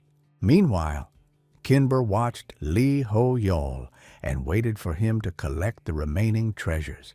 Behind him lay the dead team members and one wounded man he had saved earlier. The wounded man remained alive, but he was angry at the killer and was not going to let what happened just go. Kinber acted decisively and killed the man. His karma increased, and this made it easier to take the things from the victim. In a short time, he collected 32 trophies in addition to the emerald. The amount of loot grew. Everyone tried to cope with the consequences of the character's choice. The streamer continued filming the fight. The scene was remembered for a long time, and in his hands was a broken crown of epic rank. Lee Ho-yeol grimaced and couldn't believe that this was the very treasure he received. He winced, wondering if this was a joke, because he had hoped that greed would disappear. But not all treasures were created equal. The Order of the Lionheart joined their squad. No one could understand what this strange new team was. Harkon Kingsguard asked if they had been told to come with him, and remembering the oath, Lee Ho-yeol realized that there was another meaning behind the words. He thought that the knights had promised not to attack him when they met. But the commander explained otherwise. The order had sworn to be his sword and shield on Yusra. Lee Ho-yeol found it hard to believe that an order of such rank would follow him. It seemed unbelievable. The difference in levels was huge. He was level 166. The order had an average of 600, and this made their alliance an ideal solution for monsters of level 400 and above. They decided to urgently cross to the next island together. Cyber continued to watch and reported that Lee Ho-yeol had found the treasure and the Lionheart Order had joined him. Cyber was inspired and admitted that he had prepared a trap. Once they boarded the boat, a deadly poison would spread throughout the boat. First he would kill Lee Ho-yeol, then he would check the treasure.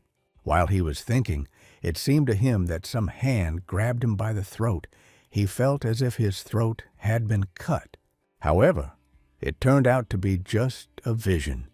He did not understand how they could notice him at such a distance. An evil face appeared in front of him, and right there was a strange squirrel sitting on a branch right in front of him. Harkon Kingsguard explained that he had been watching Cyber all this time with the help of that very squirrel. Some people had their own methods of spying. Cyber turned out to have low psychological stability. He was found to have strong fear. This explained his strange reaction. Harkon didn't understand why he was so scared of the little squirrel. Lee Ho-yeol continued to watch the process. The island was gradually being consumed by greed. The destruction scale was already filled with 8 cells out of 10. With the crown found, there was only one treasure left, and the situation became critical. Cyber still couldn't figure out what was happening. Someone was trying to call him on the connection, but he couldn't answer because he was tied to a tree and in a panic. He didn't understand where he was or if he was alive. The thought that Lee Ho-yeol felt sorry for him seemed humiliating. Cyber was paralyzed with fear and agreed to wash away the guilt, promising not to bother anyone again. He called his boss and said that he was no longer going to carry out the mission. In a fit of rage, the boss smashed the phone. Everything in his head got mixed up and became unbearable. He complained that the only thing that could help was money, and admitted that he had taken out private loans. The thought of paying for the murder driving him crazy. Lee Ho-yeol felt a strange sensation in the sky. The usual notification was felt deeper. The hunter's intuition told him that the great evil was nearby. The demon was close, and the gang leader's body began to shake from anger. He could barely contain himself. The crowd tried to calm him down, but he suddenly attacked the gang and, in a fit of rage, stabbed several with a knife. The gang members knew about his passion for money, but did not understand the extent to which he had gone crazy. The gang leader's name was Park Hyun-jun, and at that moment a notification came that Lee Ho-yeol had killed another player, for which he was awarded a golden fruit and another 62 trophies. The streamer who filmed this was sitting behind a rock, trembling with fear and unable to do anything. Park Hyun-jun exclaimed that he was now satisfied and believed that he had only gotten justice for the murders. At this point, the streamer panicked and shouted that the rumors about cyber killing people in the rifts were true, and started running away from the crowd. He hurried away from the camera and those present, and in the confusion, he stumbled. One of the hunters from the Pathfinder League managed to catch him and stop him, checked his condition, and suggested that he sit out in a safe place. The streamer thanked the savior and calmed down for a moment, realizing that the threat had been survived. The news continued the story about Yusra Island. The report explained that the archipelago is divided into 10 islands, each with a unique treasure hidden on it, and the search methods vary. Guilds use different approaches. Some hunt the owners of the islands, others look for monsters with names, others collect fragments, and several associations have already found their treasures. The Shining Guild had just arrived on one of the islands and was filming the process with a drone. Camilla noted that the guild master was acting too cocky for the sake of prestige. Nam Tai Min believed that there was no need to jump over one's head. It was important to accumulate contributions and earn points. The Inazuma and Gaon guilds still had a chance to find treasure. Hisagi Kazuma expressed irritation at Gaon's pathos, but his fighter reminded him that the fight was not over yet, and everyone still had a chance. Several guilds gathered again at the portal to find out who would be the first to reach the last island, and at that moment the cameras recorded an unexpected event. The Lionheart Order appeared on the field. Reports indicated that they had a high-ranking leader, Harkon Kingsguard, who was around level 600 on their side. The report noted that an unusual candidate was at the head of the squad, and attention suddenly switched to Lee Ho-yeol, whom many recognized from recent events. The rankers and those present immediately noticed his calm appearance. It became clear that he was the one who could find the last treasure. Lee Ho-yeol felt awkward due to the stares and whispers of the fighters who decided not to confront him at first. Camilla stated that she would not fight him unless absolutely necessary. She had one life, and the protagonist resigned himself to the attention of the crowd. When everyone was thinking about tactics, the earth suddenly began to tremble, and sparkling began to appear below, as if lava was breaking through from under the crust. The players hurried to change their gear to firefighting gear, block the passages, and prepare for the fiery test. A red-hot mass began to burst out of the cracks. From the lava suddenly appeared the owner of the island, an unusual, powerful creature in the form of a giant carp, surrounded by boiling lava and marked level 420. The flames and lava flow created an insurmountable barrier. It was not possible to approach the monster. The first decisions were cautious and aimed at observation. Nam Tai Min was in a hurry to show heroism and took a step forward, but Nam Cheol advised him not to take risks without a plan and reminded him of the importance of calculation. The drone continued filming. The rankers could not reach the monster due to the lava lake surrounding it. Harkon came closer and clarified the condition of the protagonist, but said that he personally could not approach the monster because of the heat and rivers of lava. Lee Ho-yol remained calm and made it clear that he did not bring people here without a plan. Gathering mana, he began to build an energy flow around himself. The observers could not understand what technique he would use and decided to wait to see how the experiment would end.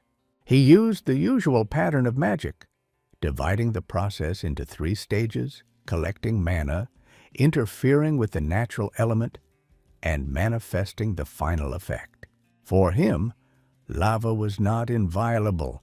It consisted of molten rock and energy, and he directed the flow into the mass itself to change its state.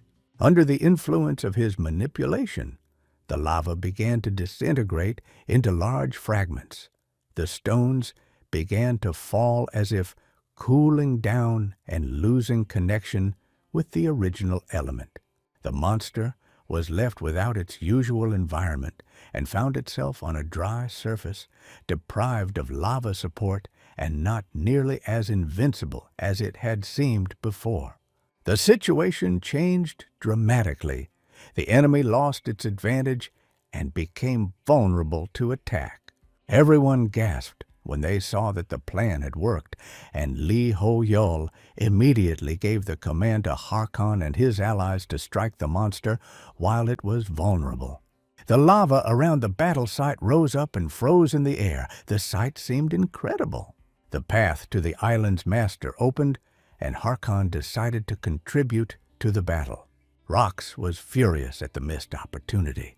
He was distracted and lost the chance to be the first to attack. Nam Chul explained to Nam Tae Min that there was almost no chance of getting a share when Harkon took the initiative. The right to strike first belongs to the one who broke through to the monster. Harkon rushed towards the fish, but it suddenly shot up, and no one understood how it managed to jump so high. The fish began to jump up and down. The approach became even more difficult. The fight could drag on for a long time. Suddenly, dozens of sharp stones pierced the fish's body, piercing the skin and burning the flesh from the inside. Schrag reported that it was a state transition. He cooled the lava and turned part of it into stone-like ice, then formed spears from the mass. Such a major change seemed incredible. The system was supposed to limit such manipulation of mana. Granfell merely told Harkol to act, and he dove forward, cut the fish with his sword, and cut off its head.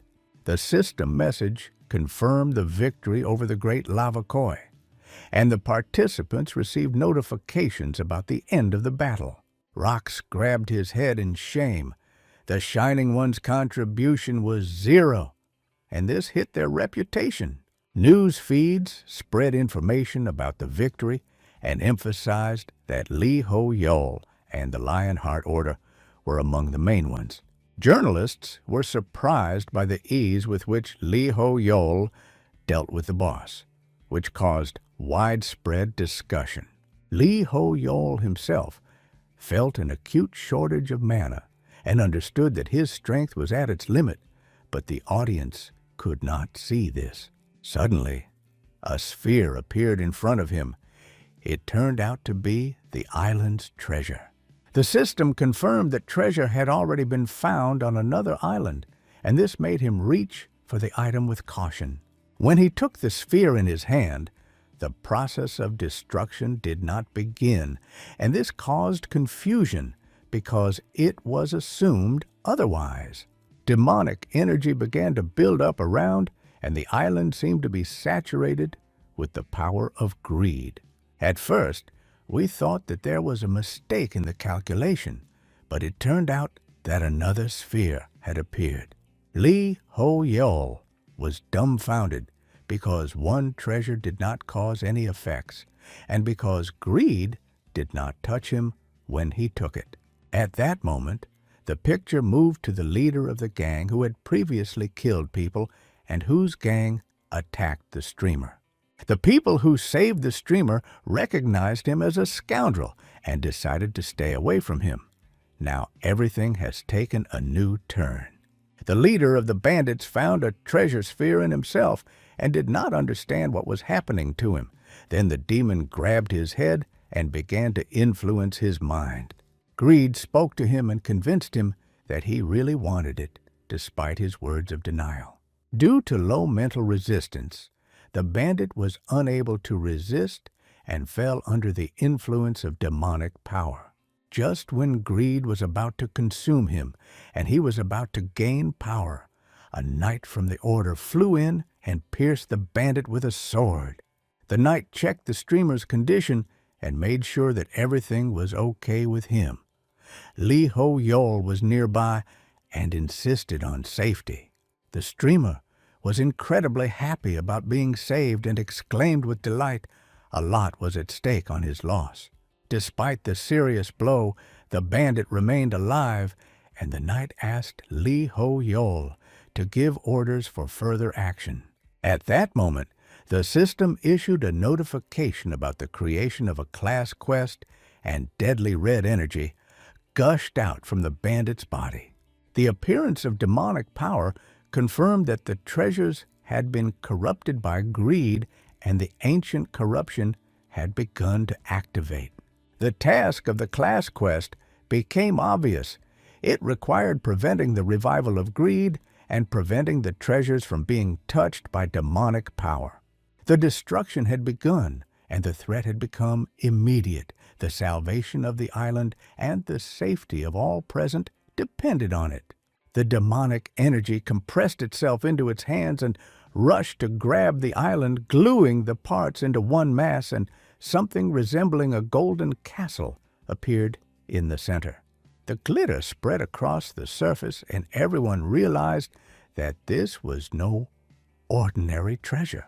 Before them stood the Palace of Greed, a place where unbridled greed gathers power around the throne. There was an ominous aura around the palace, and one did not want to approach it. The feeling of threat was growing. At this point, a notification came about the suspension of the class quest, and this caused confusion since the task was considered uncompleted. Harkon noticed that a new danger was approaching them and ordered them to prepare, watch their steps carefully, and keep in formation.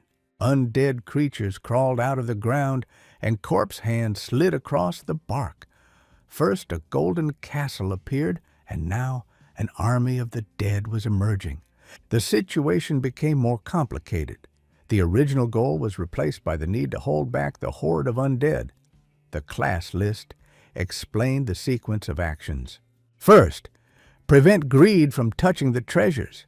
Then suppress the army of the undead. And finally, destroy the embodiment of greed. The requirement seemed too much for the hero with his resources. The task was designed for high-level players. Harkon ordered the knights to hold their formation and retreat slowly so that they would not crumble under the onslaught of the undead. At the same time, he assessed the people's readiness to fulfill the oath to become a sword for an ally and confirmed the squad's determination. He gave the order to cover the path so that Lee Ho Yol could reach the center where the main clash was expected. Other guilds and streamers watched the events and recorded that a wave of undead with hundreds of creatures was coming from the palace. Large teams joined the campaign. Not everyone understood the scale of the threat. Lee Ho Yol gave the command to attack. Dozens of knights rushed forward, trying to break through to the palace gates and seize the initiative. The people of Arcana's management asked to increase the broadcast. Security experts discussed isolating the island and cutting it off from outside networks to prevent the spread of corrupt magic. This decision could have prevented the infection. The orders fought better than analysts expected. Lionheart showed coherence and strength in repelling the attacks of the undead.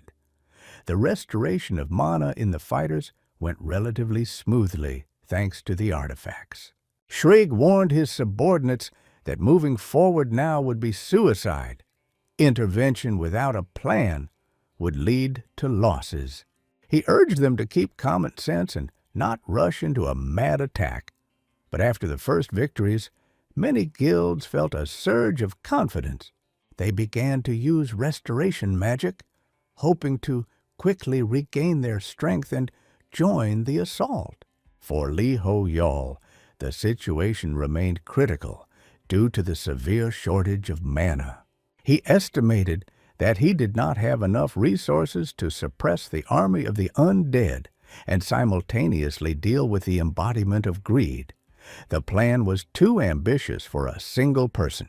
Unexpectedly, the Gaon and Berserker guilds followed the leader's example and entered the Golden Palace, which provoked an even more intense clash. Now the maximum number of fighters and opponents was gathering inside. Gaon and Berserker suddenly joined the raid on the palace, and it looked familiar from previous raids.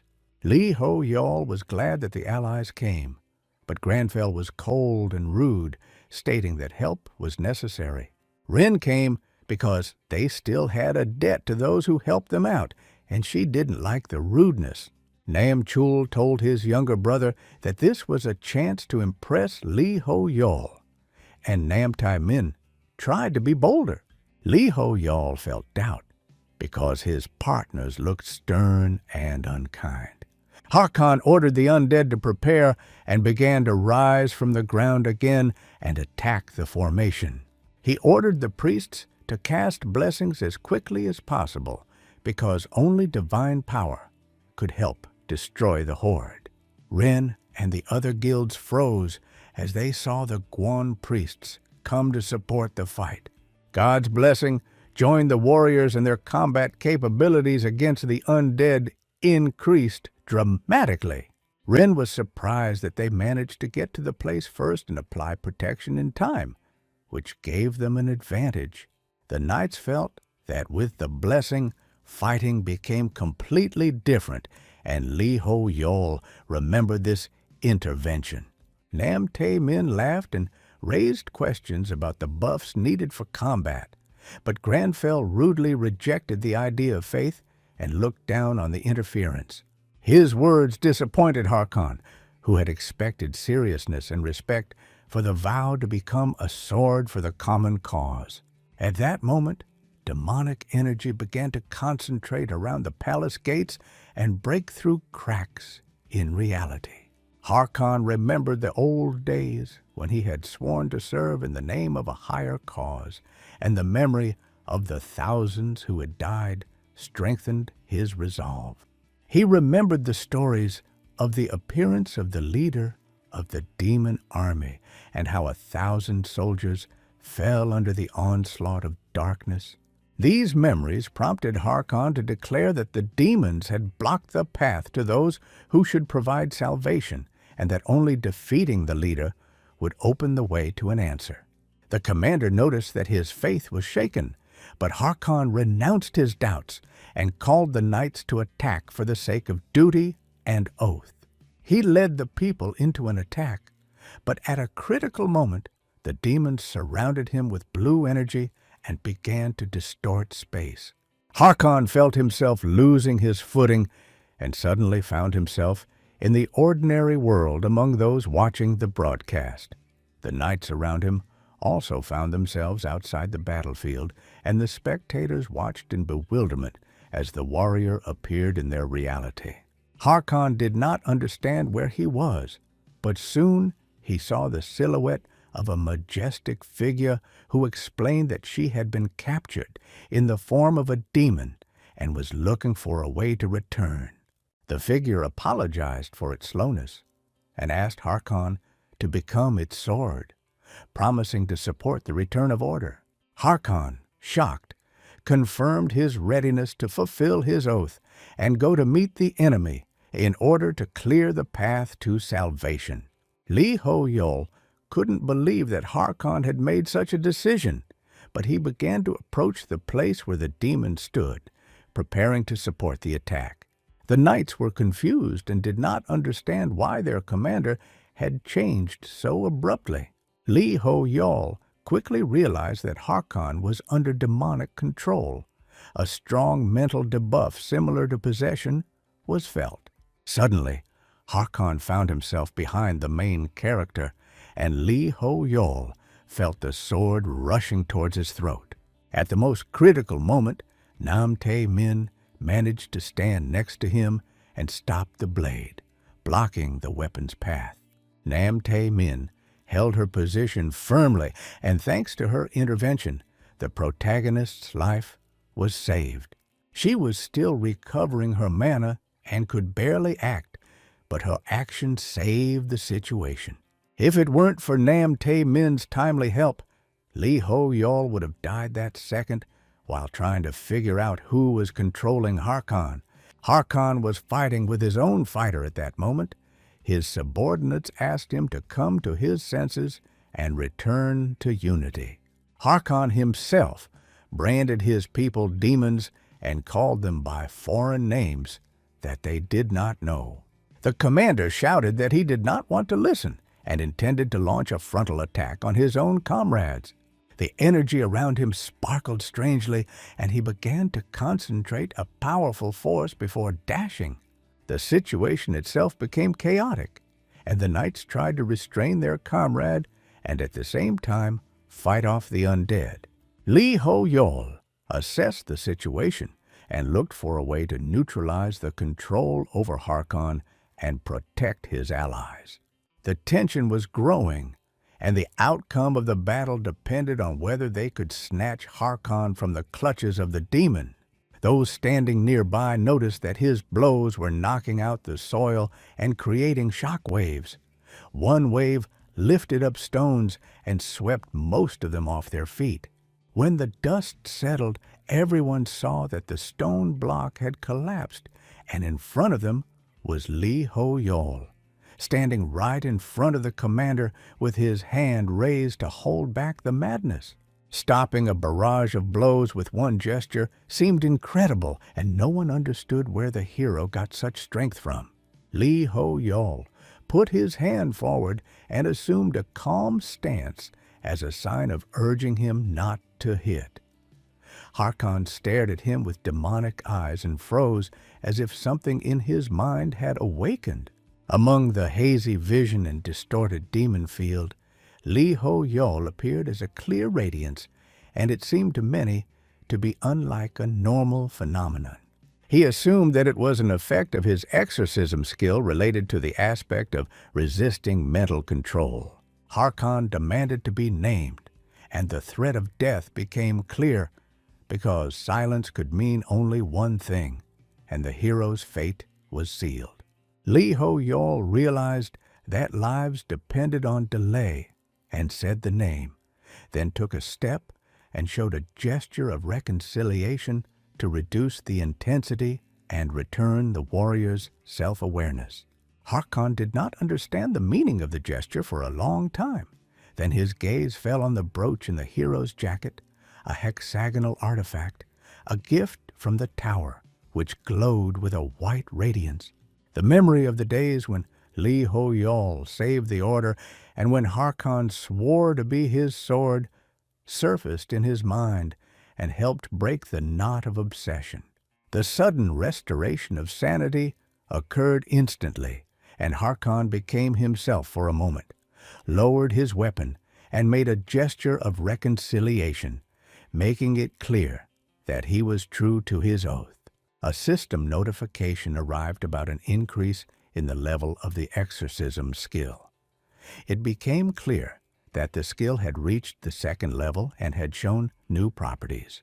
While everyone was digesting what had happened, Harkon noticed the approach of danger and signaled that something capable of breaking into his body was flying towards him. The main character found himself in a demonic space in front of a throne where a man sat. These were the palaces of the mind, the embodiment of sin. Sin explained that he once wanted to protect the kingdom of Yuzura, a land and sea where the soil was rich in precious stones and peace reigned. One day, a stranger arrived on their shores. The inhabitants welcomed him warmly, but in response, they received an invasion of the kingdom, trampled, and plundered it. When he asked his enemies why, they only laughed and said that they could simply take everything away, and at that moment demonic energy engulfed the young man's mind, turning him into sin. He declared that now everything belonged only to him, that the island, the ocean, and the sky were his, and that powerful gifts were hidden on the legendary islands.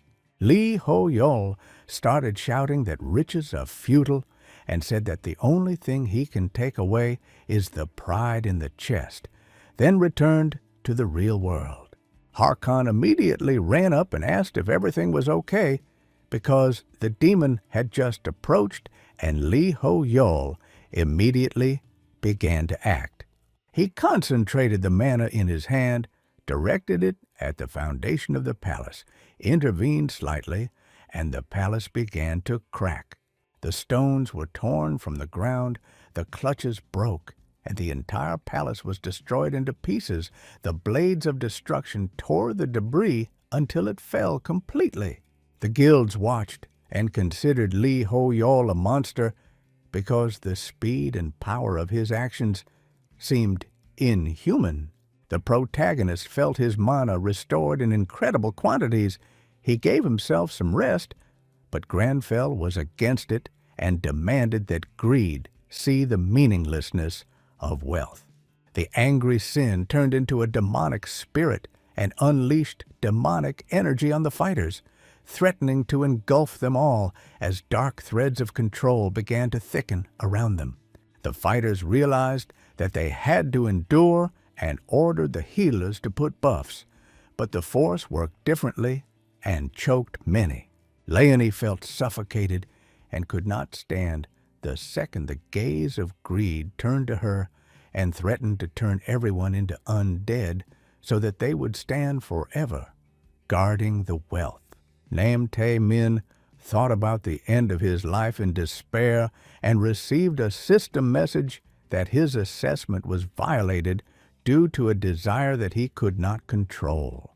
Lee Ho-yol instantly gathered himself and dispelled the demonic energy. He destroyed the anomaly, and Sin did not understand how he managed to escape from under its dominion. Sin was dumbfounded. He was one of the 7 deadly sins, the embodiment of greed, and could not explain why the power over the mind had collapsed. Lee Ho-yol acted in order. He used the vampire sphere as an offering, then activated the 2nd-level exorcism. The passive effect protected the allies, and the active effect involved the demon in the performer's consciousness.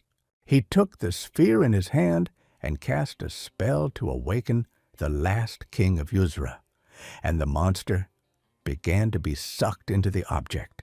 The sphere cracked from the inside. The demon screamed, but was pulled into it, and from the pile of remains of the palace a man burst out who seemed to be the one who had finished with the sin and became part of the retribution.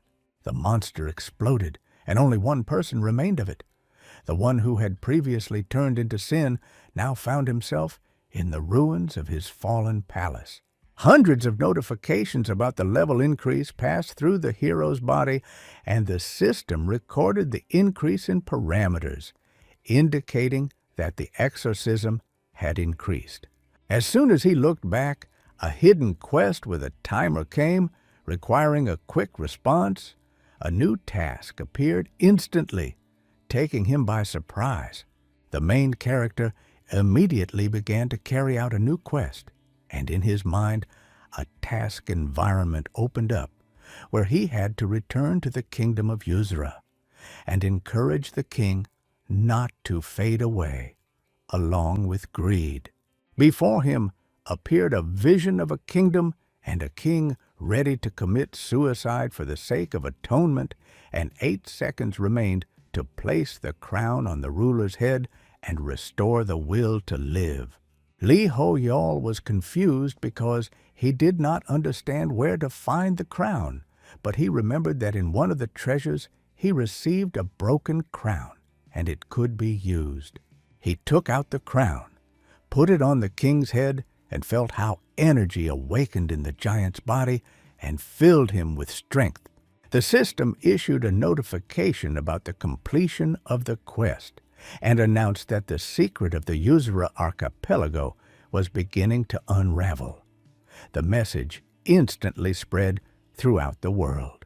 Players all over the world were surprised and alarmed as the first signs of the ancient kingdom awakening appeared, and blue clots of energy rose across the land and rushed into the sky. The earth cracked, and the ancient city began to rise from the soil, turning into a new region on the world map marked as the Kingdom of Yuzura. The last king of Yuzura, named Hakuna, came out of oblivion, and the system marked the main character as a savior, indicating that his influence in the new country had reached its limit.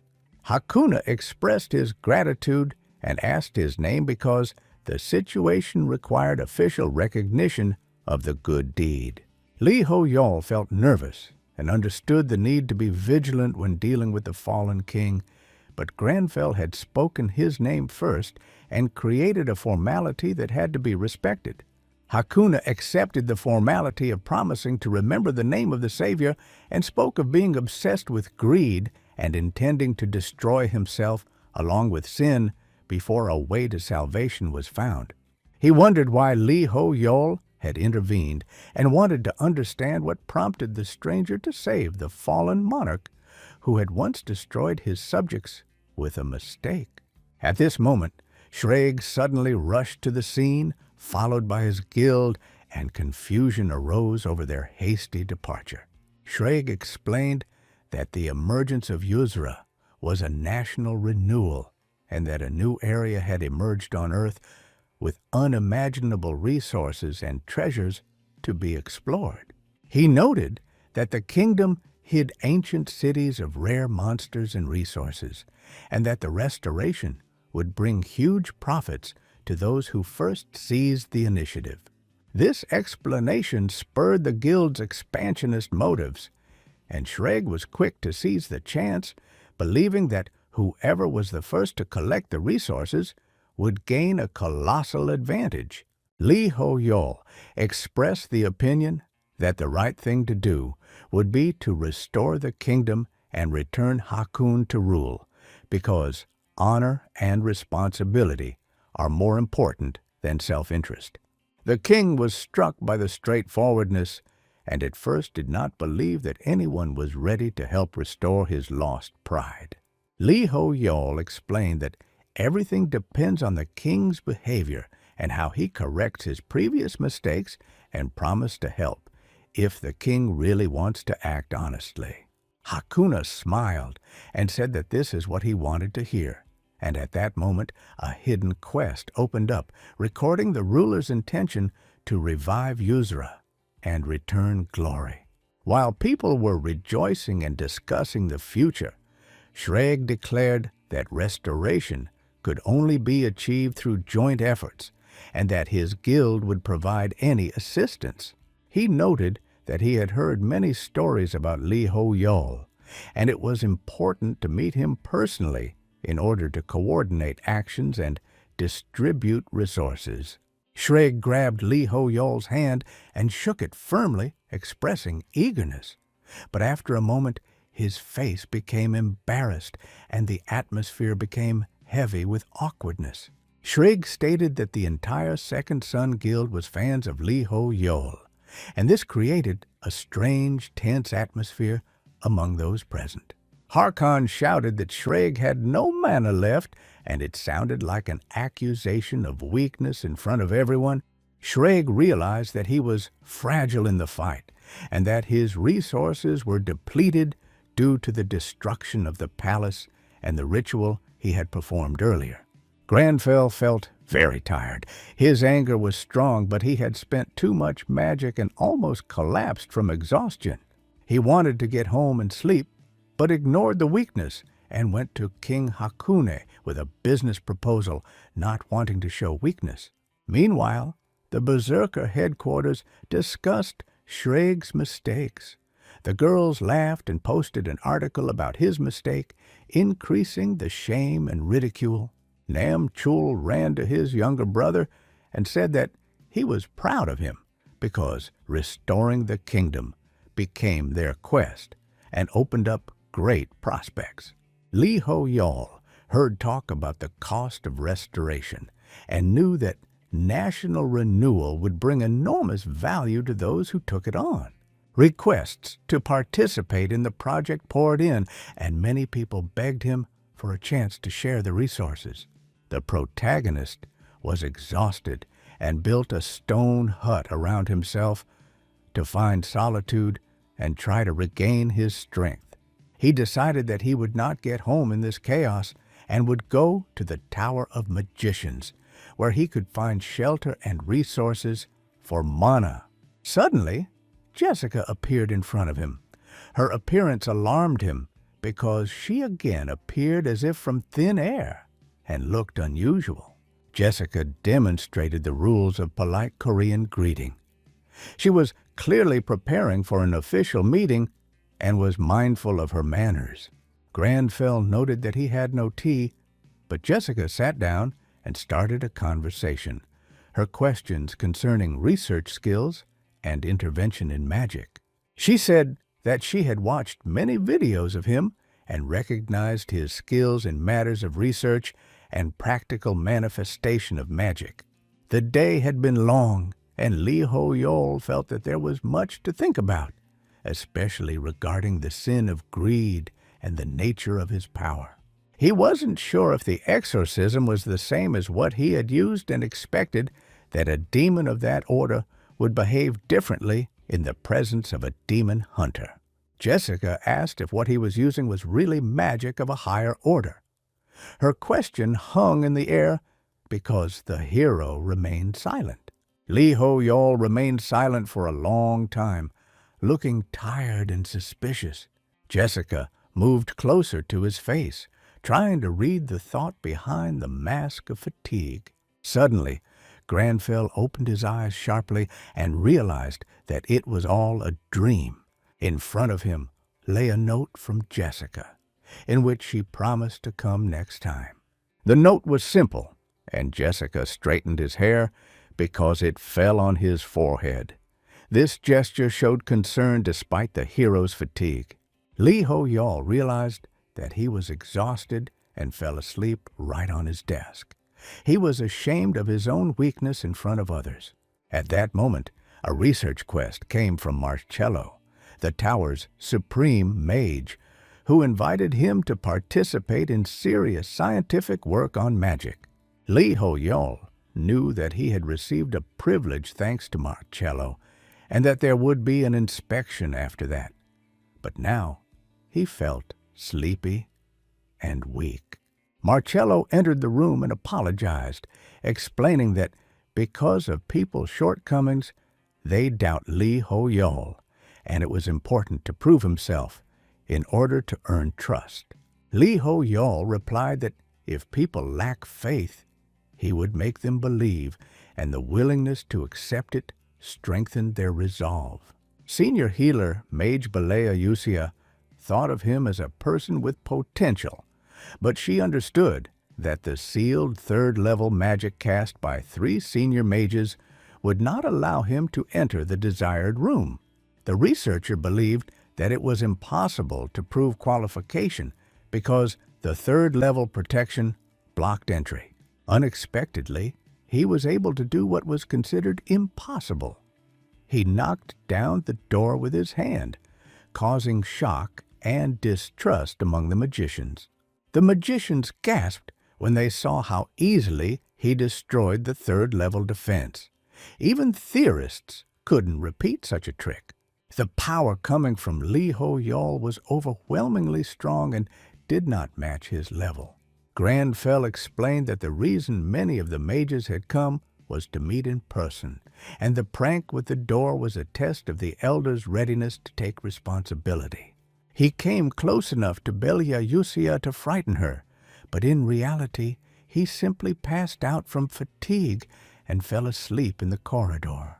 Lee Ho-yol realized that he had lost consciousness and needed to rest to avoid exhaustion. Granfell rose with difficulty and said that he would forgive everyone this time, but asked that such a thing not happen again, then left the room. Belea Yusia thought that this was not a simple joke, but a spell that even she could not turn, and this made her reconsider her assessment. One of the magicians remembered that this man was the researcher that Claire spoke of, the one who saw through the illusions of the tower's owner. Marcello recommended Lee Ho-yol to attend the conference because he could break through magical barriers, and many mages began to have a different attitude towards his abilities. Returning to the office, he noticed that the number of senior magicians recognizing his abilities had increased. 3 out of 20 were already looking at him with respect, although this was less than he expected. Lee Ho-yol understood that the senior magicians were strong in their fields, so even a small success was significant. But for him, it was more of a proof than a final victory.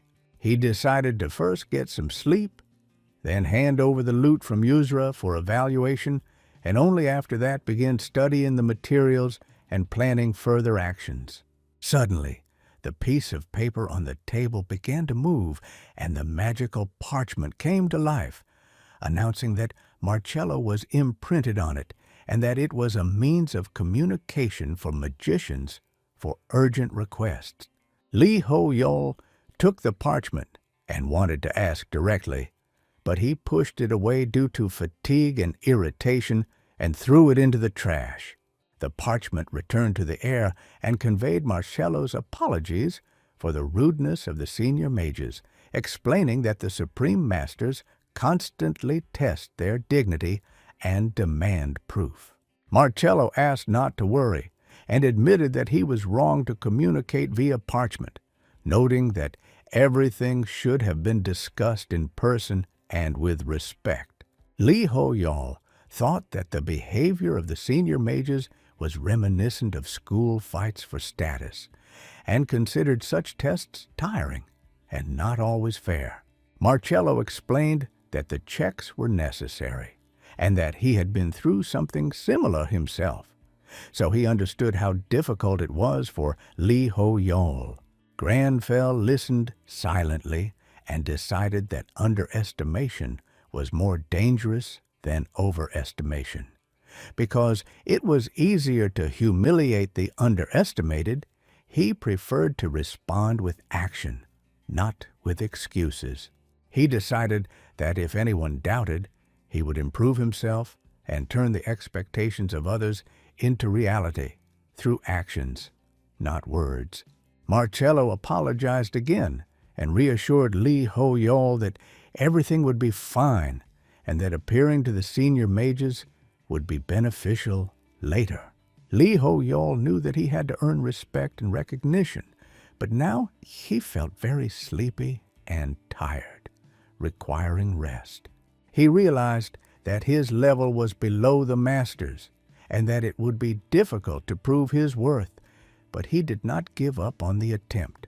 To restore his strength, he channeled energy through intervention and manifestation, concentrating the light streams and will into a simple action that inspired him.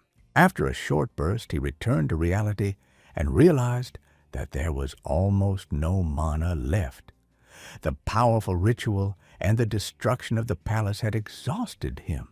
Marcello entered the room again and saw Granfell with a reserved face, trying to hide his fatigue and striving to rest. Meanwhile, Nam Chul and his younger brother were watching the news and were shocked that people didn't trust Lee Ho-yol, even though he had just done the impossible. The news was about the new field and how the noisy discussions of mages had changed ideas about power and responsibility, which irritated those who wanted simple answers. Marcello walked in and was surprised by the strange traces of magic. Lee Ho-yol tried to remain calm and asked what happened. Marcello asked if Lee Ho-yol had used magic in the office. He remembered that he had practiced basic light magic and was surprised himself. He explained that he was training and didn't want to ruin the office. But Marcello pointed out an unusual trace showing the sequence of interventions and manifestations. Marcello exclaimed that the marks were amazing, as they showed the complexity and beauty of the process, and Claire stood behind him and was also amazed. The other mages rushed in and began to examine the tracks, asking if it was his work. Li Ho-yol just looked on in confusion. Marcello admitted that it was not his work, but the traces were left by the player Li Ho-yol, and the hall buzzed. No one expected this from the hunter. Li Ho-yol was confused and decided to get home as quickly as possible and get some sleep. He understood that he couldn't stand it here any longer. The magicians asked him to stay and offered to pass the puzzle test, one of the most difficult tasks of the tower. The record for this problem was 9 days, 3 hours, 21 minutes. Marcello spent more than 10 days on it. But Li Ho-yol snapped his fingers and solved the puzzle in 1 second. The magicians in the hall could not contain their indignation and surprise. After that, the number of senior mages who recognized him increased to 3 out of 20, a result less than expected, but significant for a newbie. Li Ho-yol found himself surrounded by a crowd, photographed and questioned, but he found the intrusion rude and refused to answer. He was squeezed from all sides. He felt uncomfortable and did not see an easy way out. He was looking for a way to disappear from the crowd. Suddenly, he noticed a pink glow. The mana in the air changed. He saw an illusory wall and decided to go through it. Passing through the wall surprised the magicians, but Li Ho-yol did not come out into the square. He found himself in Bele Yusia's room. She was also surprised. He noticed that the interference with the wall was similar to the illusion of the tower's owner, and realized that someone was returning the magic to its original state. When he walked through the portal, he actually found himself in the room with Belea. Belea Yusia smiled, which meant that she acknowledged his abilities and did not argue about what happened. Li Ho-yol remembered Granfel's words about underestimating and taking action, so he proved his qualifications with his actions. He felt very exhausted and knew he urgently needed sleep, but Granfell insisted on another task and began to pull himself up, hiding his fatigue. Granfell's stamina and agility increased after completing his class quest again, giving him an advantage over players of his level. For a demon hunter, the stamina and agility bonuses didn't seem the most useful. He would have preferred more mana for melee combat. Granfell continued to develop his magical skills despite his fatigue, considering it part of his role and responsibility as a leader. He tried a new technique, concentrating mana around the kitchen knife, and it cut through the carrot and pierced the countertop as if it was filled with aura. After cutting the vegetable, he saw a sharp wave pass through the table and leave a cut in the wall. It was similar to a sword's aura, but it looked different. Li Ho-yol was surprised and did not immediately understand the mechanism of the new effect in his light magic. The Yuzra Archipelago Restoration Team from the Berserk Guild began work on restoring the city and helped establish infrastructure. Leon watched the video on her phone with a frown. Her fighters noticed that something had changed in her mood compared to the workday. The news claimed that it was unknown who did the main work, and that the Knight's Order did most of the work, with Li Ho-yol only finishing the job. This version meant that the contribution could not be definitively confirmed, and this made Leon furious. She threw the phone on the floor in anger because she could not accept false assumptions and considered the report a distortion of reality. The girl with pink hair came up and tried to calm him down, noticing that the master was in a bad mood and his anger was interfering with his work. She explained that these were rumors and black PR, and that the situation would soon calm down when the true facts became clear. A friend reminded them that after the restoration, they were promised increased influence and the status of aristocrats, which would help in the future. She added that working on the reconstruction would give the right to personal ownership and access to rare arcana resources, which gave her hope. Leon smiled, and her friend complimented her, saying that with a smile it was easier for her to conquer the world, which calmed her down a little. They discussed how the Kingdom Restore quest was a rare opportunity to gain mining rights and arcana without going into the rift. The thought that the rights to one mine were already incredibly valuable and that they would soon have allies willing to establish ties with Yuzra was a joy. While the girls were talking, Lee Ho-yol passed by and heard that they were discussing his name, and he felt awkward from the attention. The owner of the apartment next door came over and said that he had extended the lease because the main character seemed committed to the cause and a tidy tenant. Lee Ho-yol admitted that he lost control while using skills and showed the recovery score. He said that his health dropped after using the sword aura, and that he was out of action for 6 days, later looking for information and only found fan web novels. The protagonist wondered if Hakuna could teach him how to control his strength and techniques, since he was currently unsure of his skills. Suddenly, a knight stopped him, explaining that entry into the kingdom was restricted and that one could not simply wander around the restored area without permission. Lee Ho-yol was surprised. The city looked open, but the knight insisted that access was only for citizens or those with an official pass. The knight politely but firmly refused and demanded that they leave, and the order of restoration was strictly observed. Lee Ho-yol was surprised that he was not recognized and thought that people were too zealous in following their duties and did not make exceptions. He said he had come to meet King Hakuna and was surprised that such a request could not be fulfilled without formal permission. The crowd was puzzled as to how he dared to address the royal power without official status, since this required authority. At that moment, Hakuna suddenly appeared and waved his hand happily as he approached the meeting place, causing amazement among those around him. The system message confirmed that Lee Ho-yol had revealed his name. Now his authority in the kingdom had been activated, his influence had reached its maximum, and his relationship with Yuzra had been confirmed. He joyfully turned to the savior and asked what brought him to the palace and what was the purpose of the visit, because the situation required an explanation.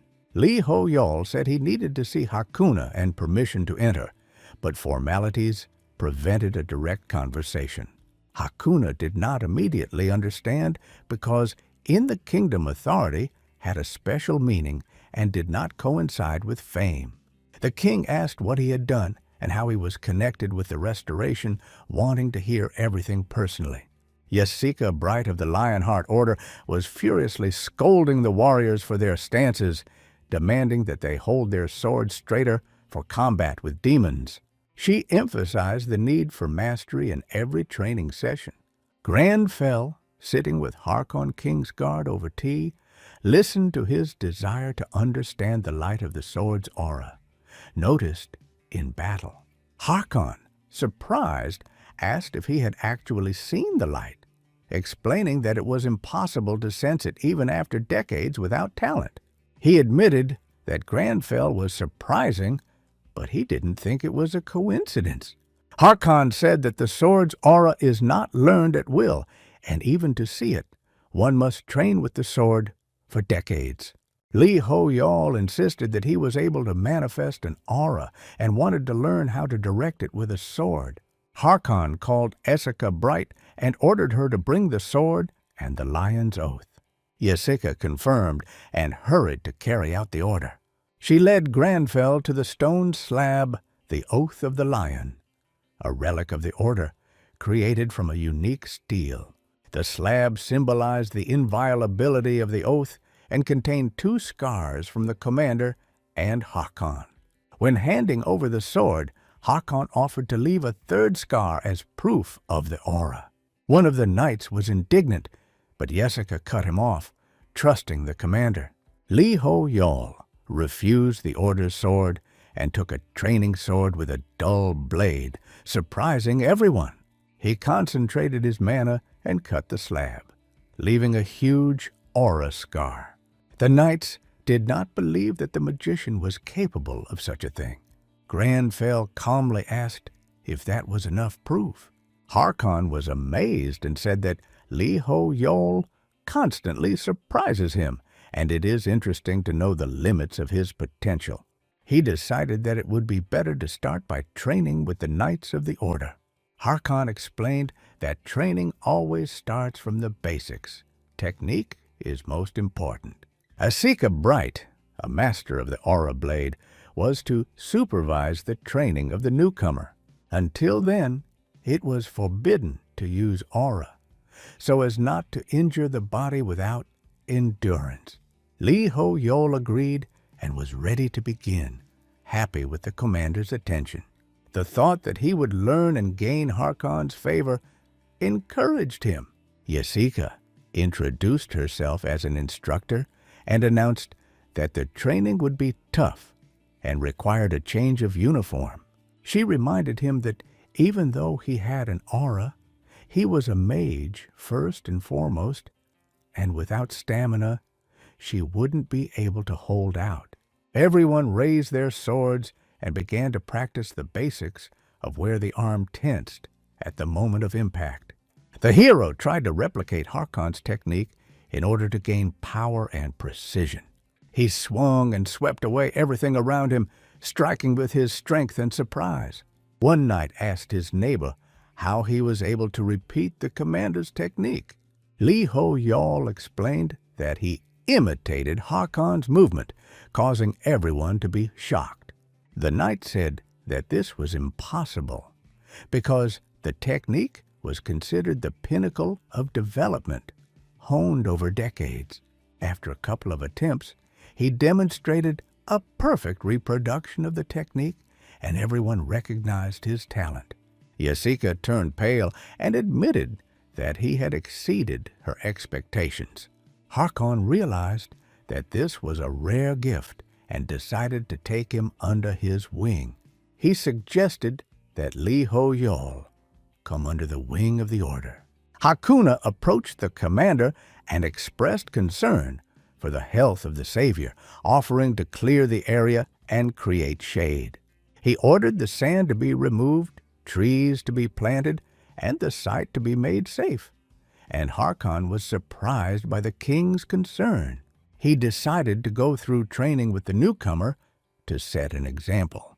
The knights were surprised but accepted the conditions, and Jessica shouted to maintain discipline. Harkon offered Li Ho Yol to join, but he doubted whether it would be treason. He agreed, and they made a training plan with Enoch and the knights for synergy and technique. An intense training session began, where effort was mixed with awkwardness. In the Tower of Magicians, Mattis Dean Carl, a researcher of black magic, learned about new items for evaluation. He examined the artifacts and realized that one was connected to dark magic, which attracted him. Remembering Marcello's interest, he realized that among the things was a vampire orb, rare and valuable. Such finds rarely come from one person, and he is intrigued by the identity of Li Ho Yol. Mattis ordered the parchment to be brought for communication and approval of the assessment. Meanwhile, the training was over.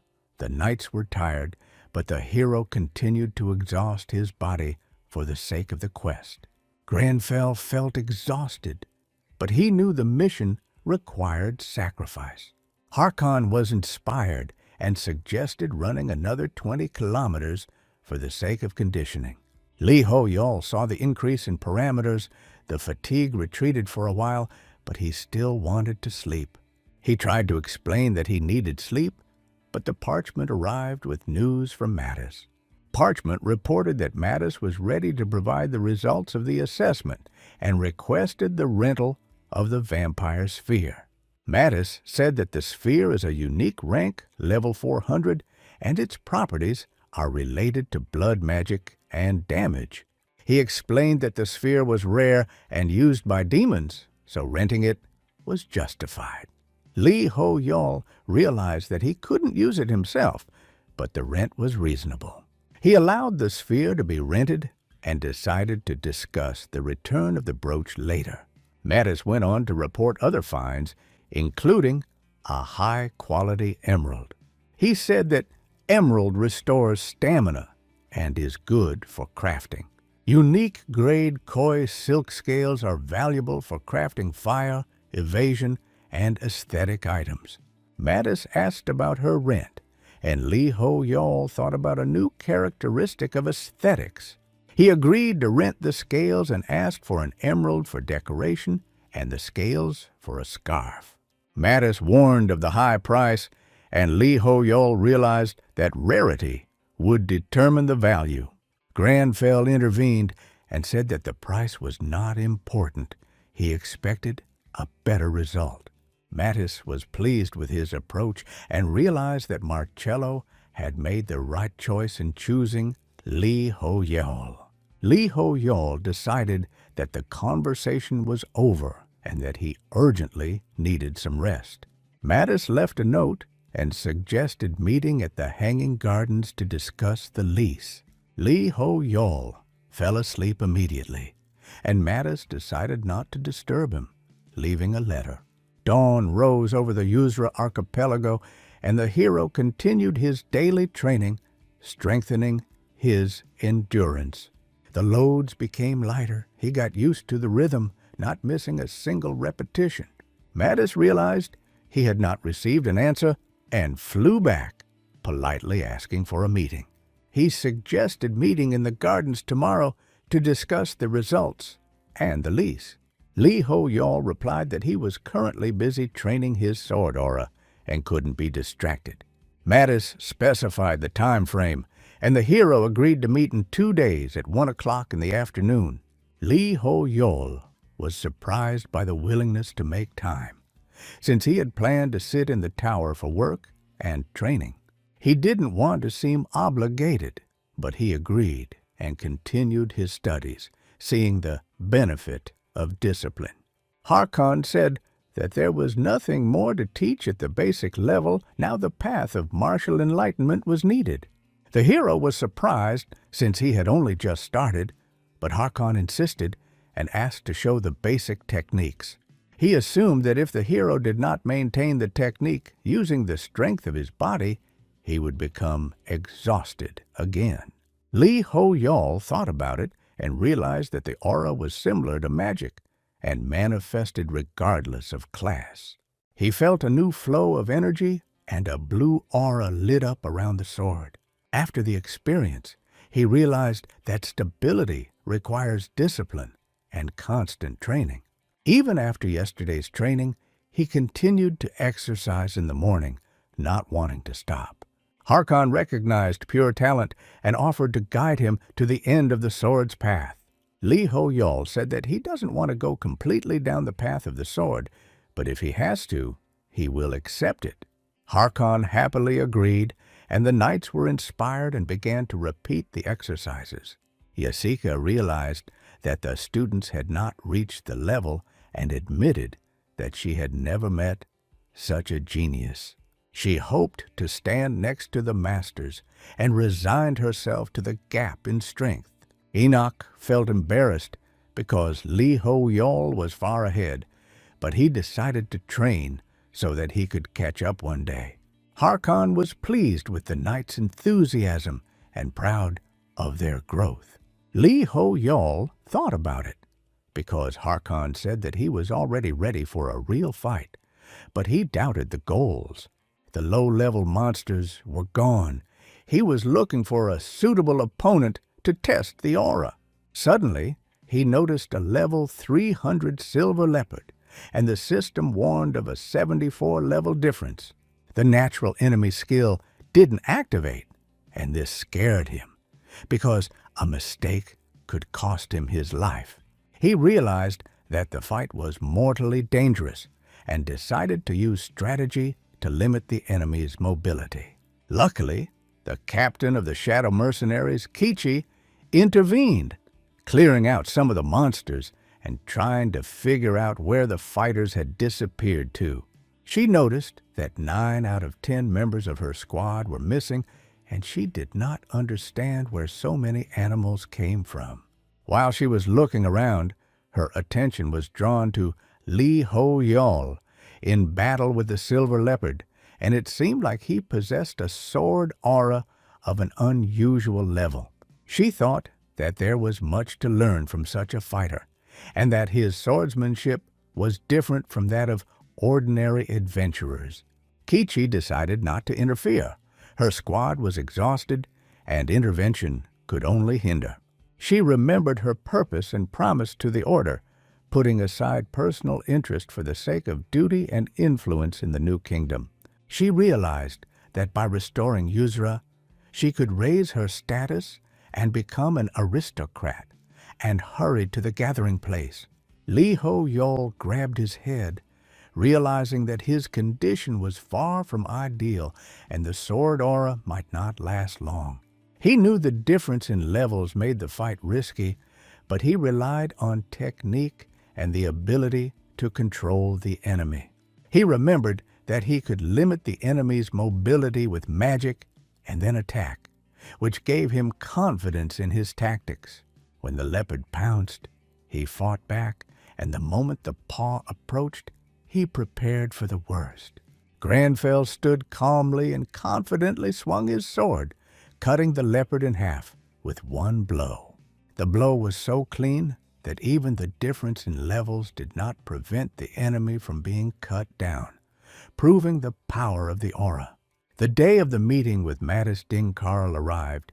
He had been waiting for Lee Ho-yol for a long time to understand who he was dealing with.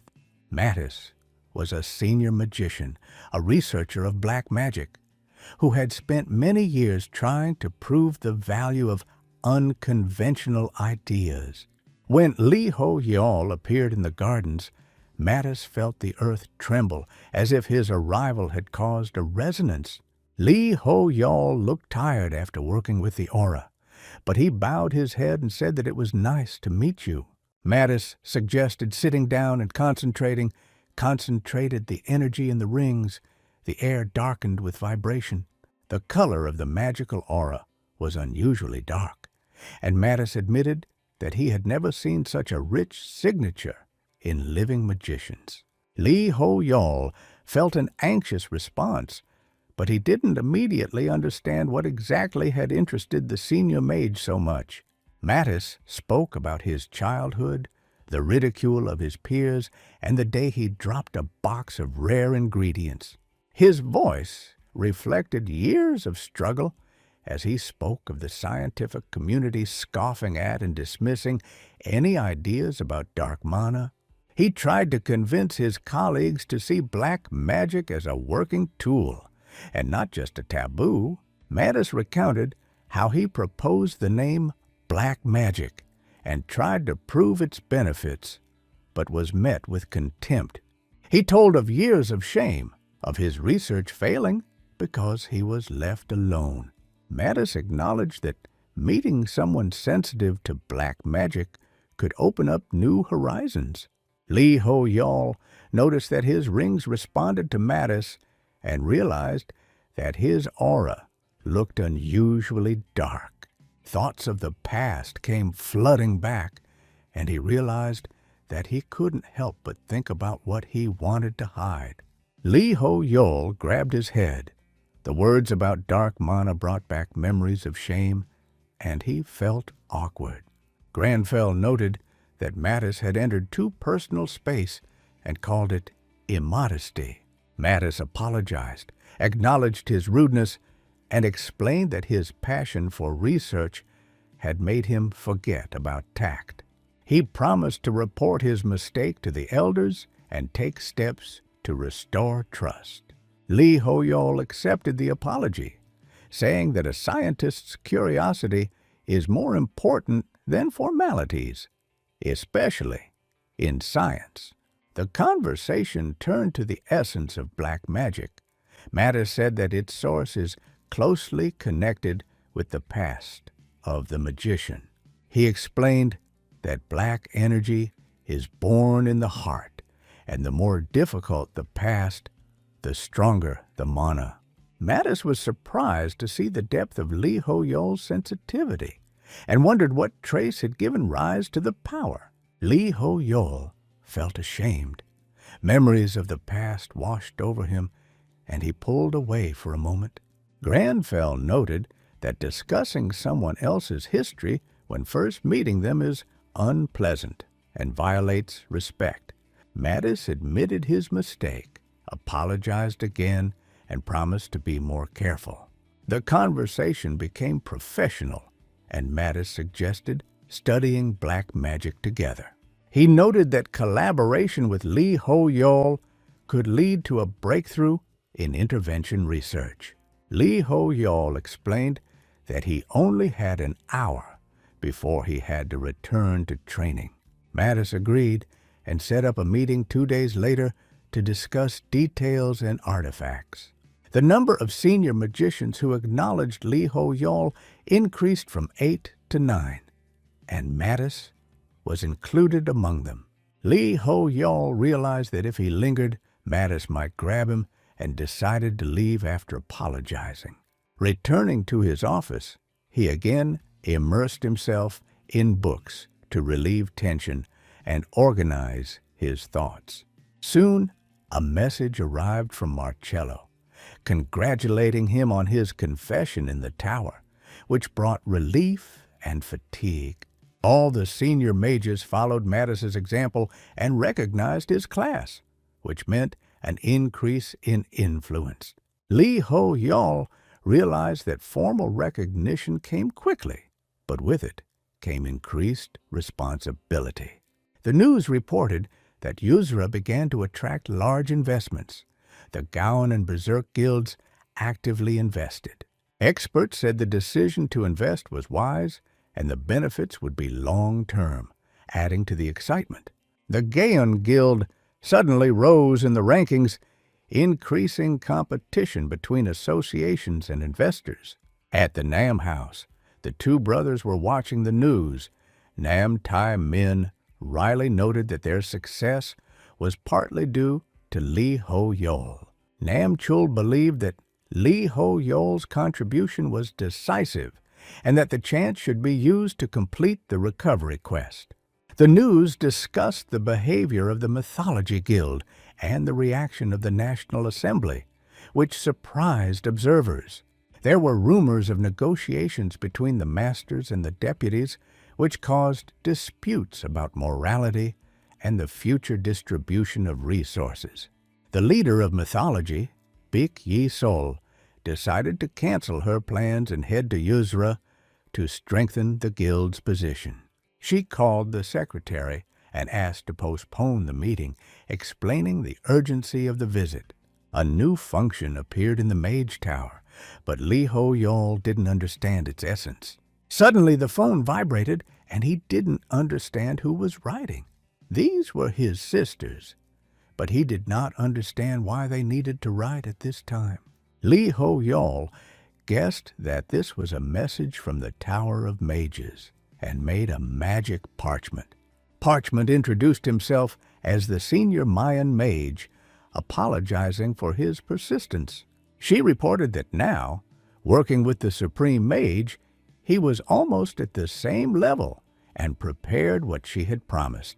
She was interrupted by another parchment, Vangrit Tom, who sent a gift for the introduction. Dozens of parchments burst into the room, trying to contact him. Lee Ho-yeol decided to run away from them because it was unbearable. At Yuzura's palace, Hakuna laughed while talking to Lee Ho-yeol, showing that the hero's arrival had brought peace and order. Lee Ho-yeol agreed that this was the case. Hakuna said that this means becoming the Supreme Mage's partner, and the Senior Mages show sincerity. Lee Ho-yeol noted that he does not take bribes, even in the form of showing sincerity. Hakuna laughed, agreeing that it was like him, and joked about the deadly sin of greed. He asked if he had seen the Gaon Guild video on YouTube, which showed how the hero dealt with the great evil. The video arrived on his phone, and he remembered that he forgot to reply to the message. He apologized to his sister, but she yelled at him, saying that she had had enough and that he was not a sin. His niece also tried to contact him. One sister was angry. The other praised him for the video with 100 million views. Lee Ho-yeol thanked him and ended the call. He asked for a place to rest. Hakuna offered a dukedom, but Lee Ho-yeol said that a simple room would be enough. He walked in, undressed, and sat on the bed, feeling awkward. He decided to check the video and find out who allowed the Gaon Guild to upload it without consent. He was about to file a complaint, but he felt a strange sensation in the room. Sensing the dust, he immediately began to clean. At the Gao-nam camp, Tai Min was surprised and his finger trembled. He asked Nam Cheol about the reason for the stock change and heard about the rumors from the Mythology Guild. Nam Tae Min was angry at the constant setups and ordered to collect links to articles. Nam Chul thought that they should split the quest before the influence of mythology became stronger. He saw a headline about a love affair between Gaon and mythology, which seemed absurd. Nam Tai Min yelled at Baek Yi Sol, blaming her, even though he actually hated her. Bul Yi Sol came in and asked where he heard that. She said she was surprised by his knowledge of her and impressed by his attention. Nam Tae Min didn't understand how this happened because the guild was supposed to be on guard. He ran out and saw that the guards were lying on the floor. Nam Chul turned to the girl Misa and said that attacking the guild members would have consequences. Bul Yi Sol said that they themselves had nothing to do with it and directed demonic energy at her elder brother. Nam Chul didn't understand what this feeling was, but he understood that she was influential and the head of the guild. The Mythology Guild rose to 41st place, although it was previously insignificant. Nam Tae Min noticed her strange behavior and accused her of overstepping her bounds. Nam Chul wondered how she did it, maybe with mind control magic. He tried to warn his younger brother, but his body wouldn't listen. Bul Yi Sol said that there was no need to fight, and everything happened just like the first time. Nam Chul remembered the terrible past, but Lee Ho-yeol appeared near the guild, noticing the guards on the floor. He entered the tent, which had not yet been cleaned from the previous cleaning, and felt irritated. Bul Yi Sol was surprised by such a quick appearance, and Lee Ho-yeol immediately understood there was a demon in front of him. He was furious and accused her of posting the video without her consent. Lee Ho-yeol showed a video that has already collected millions of views. Bul Yi Sol laughed, explaining that the purpose was to learn more about Gaon, and he came on his own. She noted mockingly that his name was Svetoch Yuzri, but in life he looked different. Lee Ho-yeol confirmed his name. Bul Yi Sol said that even a small mortal sin suits her. She admitted that her interest in him made it easier to capture Yuzra. As she approached him, she received a slap in the face from Lee Ho-yeol. He demanded an explanation from Nam Tae Min for Gaon's actions. Nam Chul admitted that they spread false rumors about privileges. They uploaded a video to clarify the situation. He apologized, acknowledging the misunderstanding. Bull Yi Sol was indignant, asking how he could treat her like that. Lee Ho-yol coldly replied that she understood everything and pointed out her manners. She stated that he interrupted her conversation, but people are just prey to her. Bull Yi Sol assured that Lee Ho-yol would not be able to resist her charms. She activated the skill, and Lee Ho-yol received a message that natural enemy had been triggered. He realized that there was a demon in front of him. The atmosphere became tense. Reporters burst into the tent and started filming everything on cameras. The crowd outside surged inside, disconcerting those present. Nam Chul sarcastically asked if Baek Yi Sol thought she was good at manipulating the media. He noted that the power of the media now is YouTube, and journalists continued to film. Lee Ho-yol noticed that the skill was activated because of Baek Yi Sol. She suggested continuing the conversation elsewhere. He refused, demanding to learn manners first. Bull Yi Sol, the head of a business and guild, had 60 million subscribers. Everything she wore or held became a trend. Her personality embodied the guild's motto, mythology does not merge. She was adored, but Lee Ho-yol rejected her, causing ridicule. Bull Yi Sol didn't understand why her seduction skills didn't work. She was seething with anger and promised not to forgive the insult. In a rage, she smashed the mirror. A demon spoke from the fragments, ordering silence. He reminded her that she herself asked for help and achieved everything thanks to him. The demon asked what her problem was. Bull Yi Sol shouted that she did not want to die and the demon should die in her place. The demon was surprised and reminded her that without him, she would have received nothing. She grabbed the shard and blood started flowing. After hitting himself several times, the demon asked in a panic if she had gone crazy. Bull Yi Sol said that she knew her limits, but the demon shouted that she was joking. She objected that she received everything as the daughter of the director of mythology. The demon realized that her will was stronger than his, and without her, he was nothing. Bull Yi Sol was weakening, but she declared that she was not afraid of death. The demon screamed in despair. Suddenly, Lee Ho-yol found himself in a strange space with her. She noticed him and declared that she wanted revenge. I tried to heal myself, but I didn't have enough strength. The assistant noticed the blood and shouted for immediate hospitalization. Lee Ho-yol's natural enemy skill was still burning. He realized that before him was a curse that creeps in the night. He noted her impudence, but decided to be hospitable to the demon. The demon entered the room through the window. Lee Ho-yol was surprised by her impudence. The demon apologized, but Lee Ho-yol noticed that something was wrong with her. He suggested that she might have been sealed, but the demon mockingly denied it. The demon said that Baek Yi Sol had been dead for a long time after attempting suicide. She mocked the girl for foolishly trying to threaten the demon. Lee Ho-yol demanded an explanation. The demon only asked if he wanted to know the truth. She revealed that Baek Yi Sol died because of him, starting a tragic story. Ox Yi Sol was illegitimate and was written about from the age of 8. She was bullied at school and her mother committed suicide.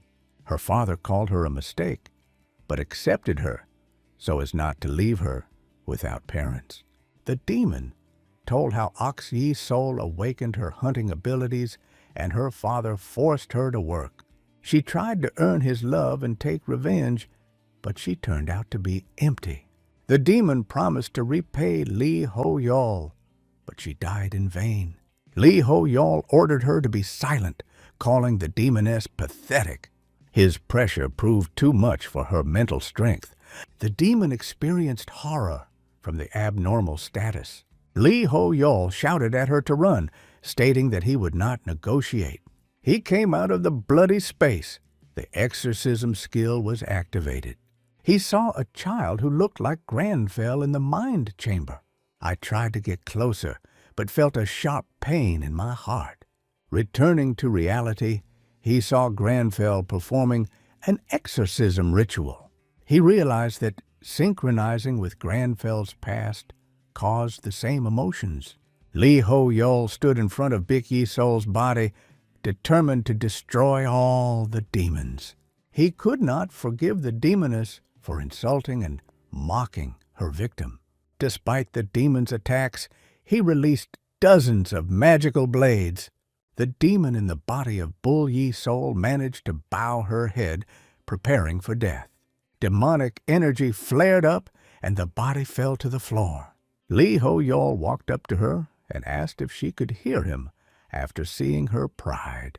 The girl raised her head with difficulty and whispered that it was amazing. Lee Ho-yol realized that she was having a hard time and decided to give her a rest. He suggested going home to recover. He picked her up, remembering the demon's words about self-harm, but there were no visible wounds. Decided to lay it down for restoration. Jessica Bright burst into the room, reporting a patrol. She found Lee Ho-yol covering Bik Yi-sol with a sheet and apologized. Lee Ho-yol explained that he was just covering her up, and Jessica became embarrassed. She added that the squad would leave soon and everything would be fine. Enoch ran out, shouting that Lee Ho-yol was a fool. Jessica tried to stop him. Lee Ho-yol was left alone, feeling tired, wondering about the end of the day. The class quest was still hanging in front of him, and he thought that fighting a mortal sin would be easier. He decided to accept the quest, but felt a bad feeling. In Arkan, they discussed a new update with the opening of the city of Permafrost. Permafrost is a major metropolis with shops and forges. Hui Gang hosted the broadcast, and viewers were delighted with the update. The Arcana News featured a broadcast about Permafrost, and the players were happy. Lee Ho-yol was shocked because the quest was to attack the Demon King. The quest required exploring the northern city of Permafrost and stopping the growing Demon King. Lee Ho-yol was shocked to learn that Permafrost had appeared in the metropolis. He didn't believe that the ruler of the city was the Demon King. The image reminded Akshan. I remember that the Demon Kings are extremely powerful and ranked. Even low-ranking ones are dangerous, and few hunters survive. The fighter advised to memorize everything about the Demon Kings. Lee Ho-yol's task. The class quest required knowledge of the Demon Kings in order to destroy them. He studied the information, spending hours cramming. Granfell noted the value of time spent learning. Lee Ho-yol saw a comment that he would make an effort to enter the Permafrost. He was not taken seriously and was accused of trying to make money. The Permafrost was huge, and he doubted the Demon King would be able to control the city.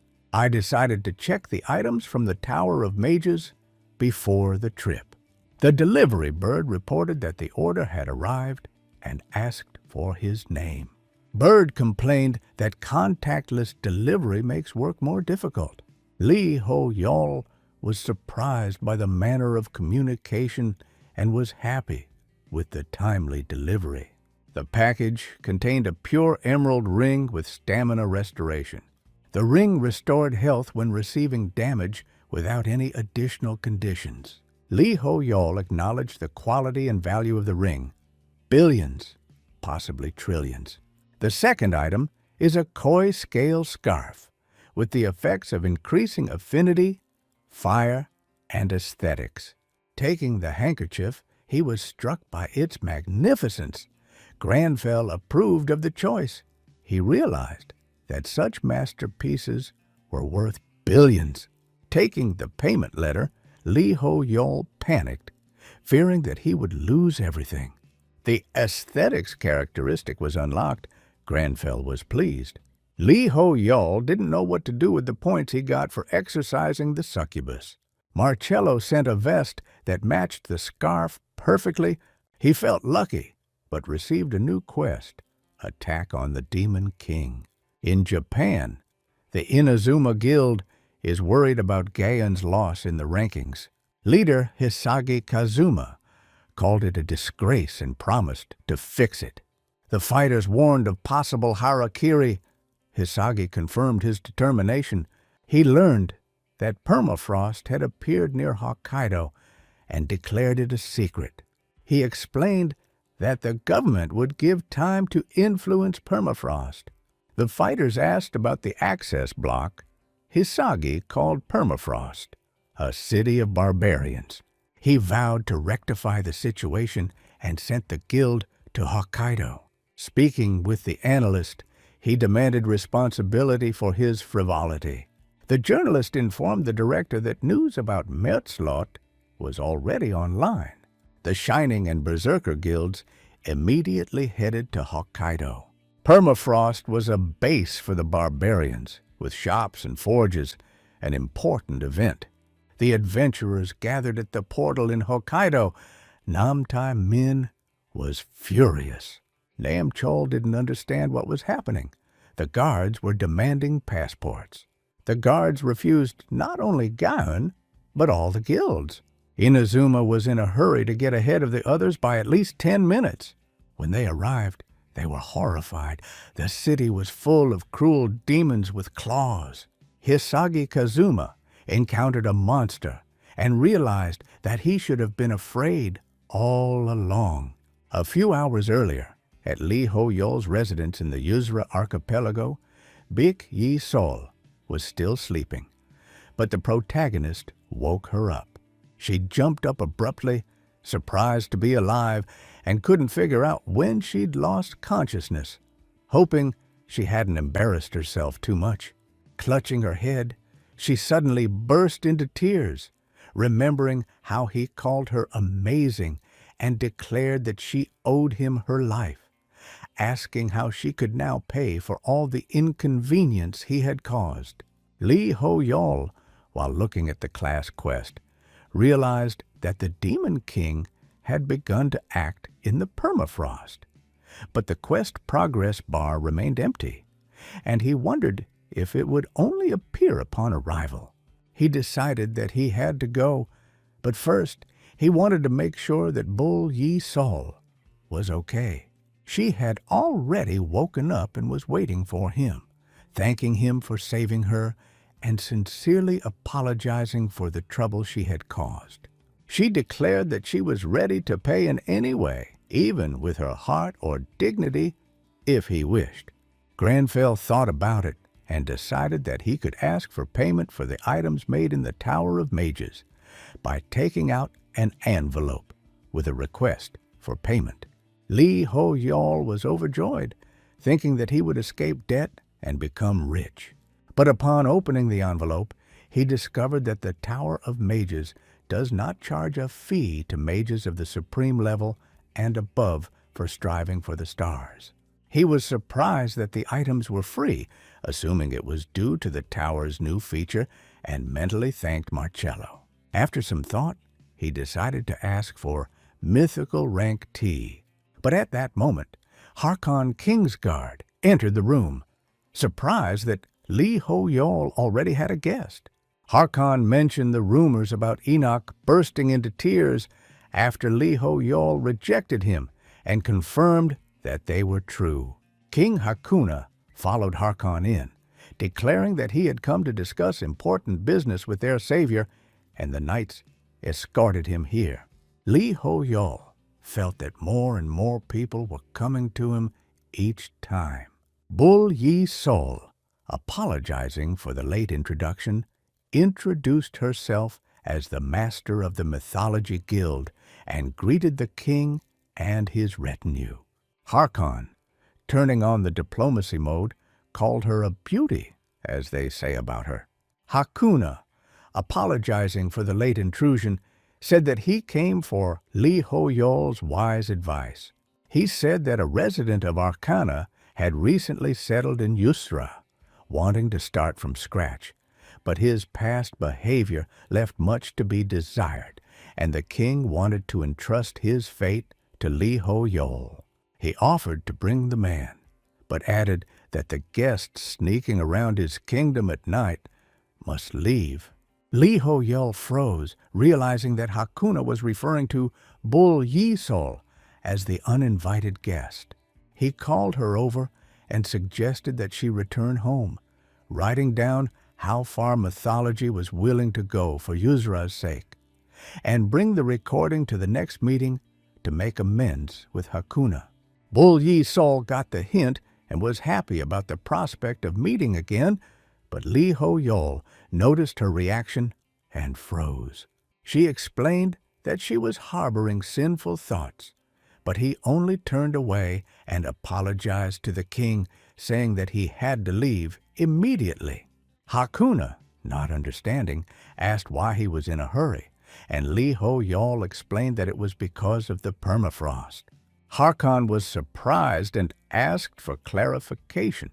Lee Ho-yol revealed that the Demon King had appeared, and his class quest, which was half full, required him to go to Hokkaido, or else the quest would fail. Meanwhile, at the portal to the Hokkaido permafrost, Nam-Tai Min was furious, yelling at the guards to get out of the way as something was clearly wrong. The guards replied that they could not let him through without a passport, which was unacceptable. Nam-Tai Min was indignant, asking if they really wanted to start a war and didn't know who he was. He mentioned Hisagi Kazuma, adding that Inazuma had not risen in the rankings despite their efforts. The head of the Shining Guild unexpectedly intervened, saying that she did not want to interfere so as not to embarrass herself, but she did not like the situation either. He hinted at the Americans' authority, and the guards suddenly retreated, fearing a violation of the AAI agreement that could lead to an international incident. The fighters began to move aside, and Nam-Tai Min did not understand why this happened, suspecting the influence of the American. At that moment, one of the guards exclaimed that Raksu had sent a recording from a drone where the Inazuma Guild was suffering from huge demons in the permafrost. Hisagi Kazuma reported that the government was going to send bombers, but he shouted for them not to interfere with the players as the rift was in an accessible area and the weapons could kill them. Hisagi didn't know how to deal with the situation, and at that moment, one of his fighters was torn apart by a demon right before his eyes. The monster appeared before Hisagi, and he realized that it was total extermination. Suddenly, Nam-Tai Min appeared in front of him, cutting the demon in half. Hisagi was shocked, not understanding how Nam-Tai Min ended up here, But he called him a coward, accusing him of dishonesty and claiming that he saved him only thanks to Lee Ho-yol. Hisagi, not understanding what was being said, turned around and saw Lee Ho-yol's silhouette on the cliff. Lee Ho-yol, who had arrived as reinforcements, ordered his army to advance, and they rushed into battle, exterminating the demons. Surveying the area in the bloody light, he noted with disgust that the historical permafrost allowed the Demon King to mock the inhabitants by putting their bodies on display. He called it a pathetic and laughable insolence, ensuring that the Demon King would receive a proper end. The quest bar continued to decrease, showing only 20% progress, and Lee Ho-yol realized that there was almost no time left. Lee Ho-yol thought he was incredibly lucky, and Harkon Kingsguard announced that he would go with him. A few hours earlier, at Lee Ho-yol's residence in the Yusra archipelago, King Hakuna declared that he would not allow the savior to go to the permafrost alone. Despite his confidence in his abilities, since the Demon King was a huge threat, he asked to postpone the exit until the fighters were assembled. Harkon Kingsguard added that Li Ho Yol's life was in danger, but Granfell coldly replied that the demons must be exterminated and no one's life was a reason for delay. Harkon remembered that Li Ho Yol had always been like this and promised that he would not let him go alone, as the knights noticed that the number of survivors was falling. He recalled that he had sworn to return to the king after exterminating all the demons and become his sword, inspired by Li Ho Yol's will. Hakuna called the savior magnificent, adding that with Harkon he would be at peace. Li Ho Yol asked who would protect the king then, and suddenly Bull Yi Sol volunteered, declaring that she would take on this role to atone for the trouble she had caused in Yuzure. Hakuna agreed, wishing the savior a safe return and the return of permafrost. Li Ho Yol, respecting the king's will, placed his hand on Harkon's shoulder and said that they would hurry. In the present, at the southern gate of permafrost, Hisagi Kazuma asked Namtae Min what he meant by Li Ho Yol's nobility. Namtae Min explained that as soon as Li Ho Yol passed through the portal, he declared the main task to be rescuing the survivors, unlike others who are just trying to curry favor for the sake of ratings. He added that even Japan wanted to destroy permafrost along with the demons, considering them competitors.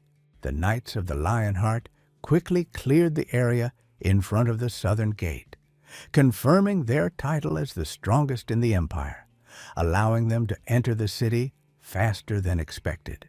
Meanwhile, the Shining Guild, who were at the western gate, noticed that something was wrong, as they had long since passed the gate. Rox mentioned a funny post on the Arcana forum titled Golden World that had less than 10 views, but the author stubbornly repeated that there was a demon king in permafrost and called for running or fighting to save the survivors. Hui Gang, the streamer, suddenly appeared and apologized for spending the entire night looking for information about the permafrost update. Rox looked up and saw a blue glow in the sky and admitted that he was wrong in thinking that Li Ho Yol was weaker than himself. In front of them, the light magic created by Li Ho Yol, using interference and manifestation, floated, freezing the city gate. Jessica, watching this, admired the beauty of the magical traces, and all the magicians around probably shared her opinion. Rox admitted that he was completely wrong when he called Li Ho Yol a monster. At that moment, the city gates began to open, and a common quest, Liberation of Permafrost, appeared before all participants. The city fell into the hands of the Demon King, and it must be liberated, and valor will be rewarded. Rox remembered that besieging a gate was considered a significant contribution, but Li Ho Yol was already at the southern gate, so the Shining Ones hurried to the other gate. Harkon Kingsguard, observing this, called Li Ho Yol's actions amazing, stating that he had never seen such a siege, and asked for the order to attack.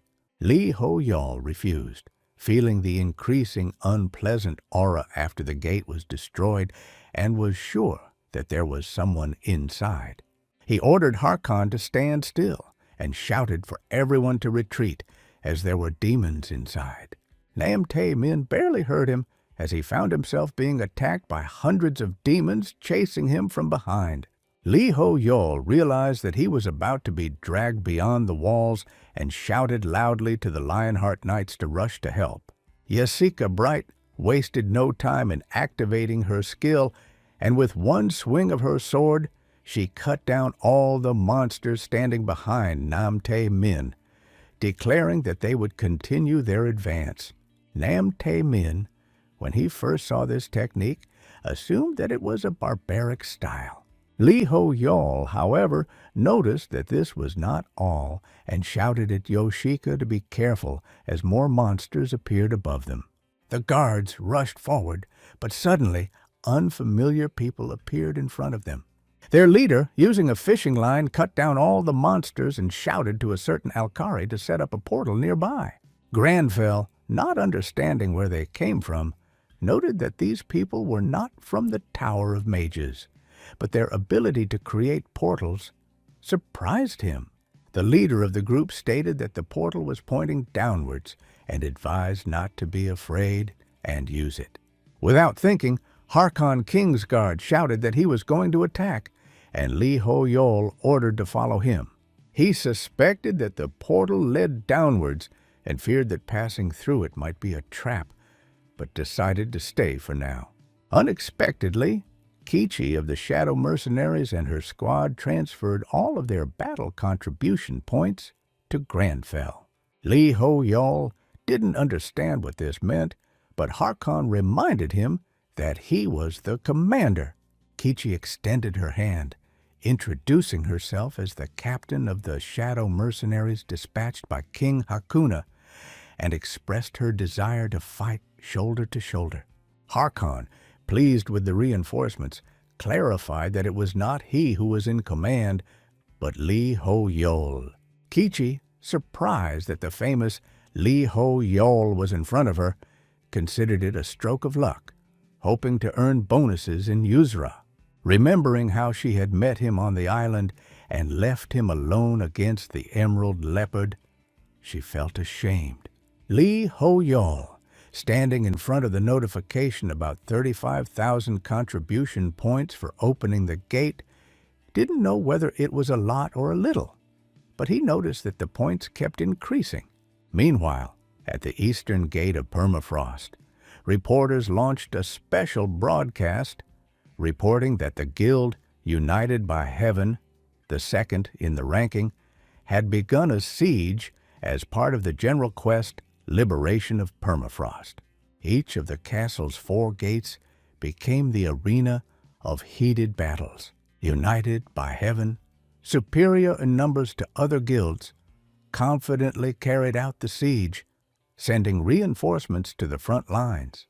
Their guild master, Liu Genshin, who was ranked 4th in the player rankings, had accumulated 1,812 contribution points, the highest among those who revealed their stats. He knew that the Radiants were good at individual fights, but in an organized siege, they were no match for his guild. Liu Chenchun, confident that with such a number of points he was worthy of ruling Permafrost, shouted to his soldiers to begin the assault. However, Li Ho Yol's points, which had already reached 35,000, continued to rise even though he hid them. At the southern gate, Li Ho Yol stood in front of the castle with the Gaon Guild, Lionheart, and the Shadow Mercenaries. He was wary of traps, but was glad that the Shadow Mercenaries had volunteered to scout the area through the portal. Kichi, still feeling ashamed from their previous encounter, was afraid that Li Ho Yol would want to take revenge for her running away from the leopard. She knew that her squad of elite specialists under her command carried out missions by any means necessary, without caring about their epicness. Li Ho Yol decided that these were probably the ones Hakuna was talking about, and the help came in handy. One of the mercenaries, having examined the area through the portal, reported that no one was hiding nearby, but going through the gate was dangerous due to the many traps that could kill even a dragon. He added that when he tried to create a portal inside the gate, some powerful force interfered. Li Ho Yol realized that this was the influence of the Demon King and declared that they needed to find another way. Yesika Bright came up and reported a secret passage under the permafrost, a huge evacuation shelter with underground passages, one of the entrances of which is located near the castle walls. She was sure that the survivors were there. Nam Tae Min exclaimed that he had heard of it, and his sword technique reminded him of the barbarian style from Permafrost. Jessica confirmed that she was a barbarian and pointed in the direction of the entrance. Nam Tae Min assured that the commander had nothing to worry about, since the shelter under the permafrost was huge like the catacombs under Paris, and the survivors should be there. Lee Ho-yeol, looking at the decreasing survivor bar, headed towards the entrance with Nam Tae Min. He was surprised that the entrance was hidden by a spell visible only to the inhabitants of the permafrost and barbarians, and appeared untouched.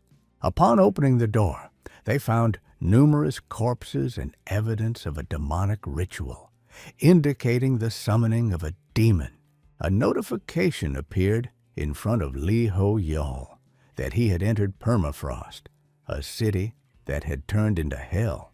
Panicked, Kichi was outraged that they were tasked with carrying out the bodies, not understanding why they should do so when the Demon King's army could attack at any moment. Her soldiers explained that this was why they were standing guard, but Kichi called it a waste of time, insisting that they needed to quickly engage in battle and finish off the demons so they could return home. She asked Alkari if Hakuna really hated them for giving them such a task. But Alkari replied that if she could read magical traces, she would understand the intention of the gentleman in a suit, and advised her to be patient. As they walked through the underground passage, they saw many corpses, and Jessica Bright approached Lee Ho-yeol and thanked him for allowing them to take out the bodies. She explained that Perslota is her homeland, and she does not know how to repay this debt. Lee Ho-yeol, understanding her feelings, replied that he did not do this just for her sake and asked her not to worry, adding that it would be wrong to neglect the fallen soldiers, even if it threatened his life. He noticed that his contribution points had risen to 41,000, but he didn't understand why, since the shadow mercenaries were fighting outside and wouldn't have informed him of it. Suddenly, one of the knights ran up, reporting that they had found an underground area where bodies were being led from other passages. He explained that all the passages were filled with summoning circles, created using blood and bodies to summon the Demon King, similar to the sacrifices in an exorcism ritual. These circles connected into a single giant summoning circle, and removing the bodies increased the contribution points as they disrupted the offering to the demons. Lee Ho-yeol asked where Harkon Kingsguard was, and the knight replied that he already knew about it and would join soon. The ground beneath his feet shook, and Lee Ho-yeol, who at first thought it was an earthquake, realized that it was the clatter of hooves of approaching demons.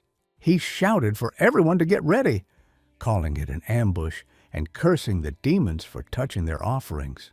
The Demon King's army came towards them, but Lee Ho-yeol realized that this was not an ambush, but a retreat. Nam Tae Min and Harkon Kingsguard chased the demons to this place and wanted to report the offerings. But Lee Ho-yeol already knew everything. Nam Tae Min pointed out that monsters were lined up nearby, and Lee Ho-yeol realized that they were scum checking the summoning circle they had broken. He guessed that an elite would arrive soon, perhaps a demon commander. Suddenly, the demon commander appeared in front of them, and Lee Ho-yeol, not understanding where he came from, tried to throw rocks at him with magic. But the demon easily got out, surprised by the unusual spell. Harkon Kingsguard instantly recognized him as the commander from the Northwest Valley he had fought 10 years ago. The demon, also recognizing Harkon, mockingly asked why he looked the same, despite the rumors that people age quickly. He added that in Arcana, 4 days are equal to 1 day in the real world, and during this time, the demons who fought in the wars became 4 times stronger. Bloody energy swirled around the demon, and he stated that he had no time for weaklings, offering to find him if they could. With these words, the demon developed demonic wings and took off, and the castle rose into the air. Kichi, frozen in place, did not understand what caused the shaking, and the Shining Guild, seeing the floating castle, was in shock. The demon challenged them, declaring that he would meet them personally if they reached him. A new class quest has appeared before Lee Ho-Yol to deal with 10 of the Demon King's generals scattered throughout the permafrost, with the current progress being 0 out of 10. Harkon King's guard looked around, amazed as the demon began to retreat and the ceiling of the underground passage began to collapse. Yasika Bright shouted to Lee Ho-Yol that their exit was blocked by debris, and the entire city began to shake. They wondered if the only way out was through the crack in the ceiling. Yasika noted that the underground catacombs connect the entire city, and if they collapse, the surface will be severely damaged, and the survivors will be under attack. In the worst case, permafrost will be completely destroyed, even if it is liberated. Harkon did not know how to restore the blocked passages, realizing that it was dangerous to remain. Lee Ho-Yol, while creating magic in his hand, knew that he wouldn't be able to hold the entire tunnel network with his mana, risking being crushed. Nevertheless, he decided to continue.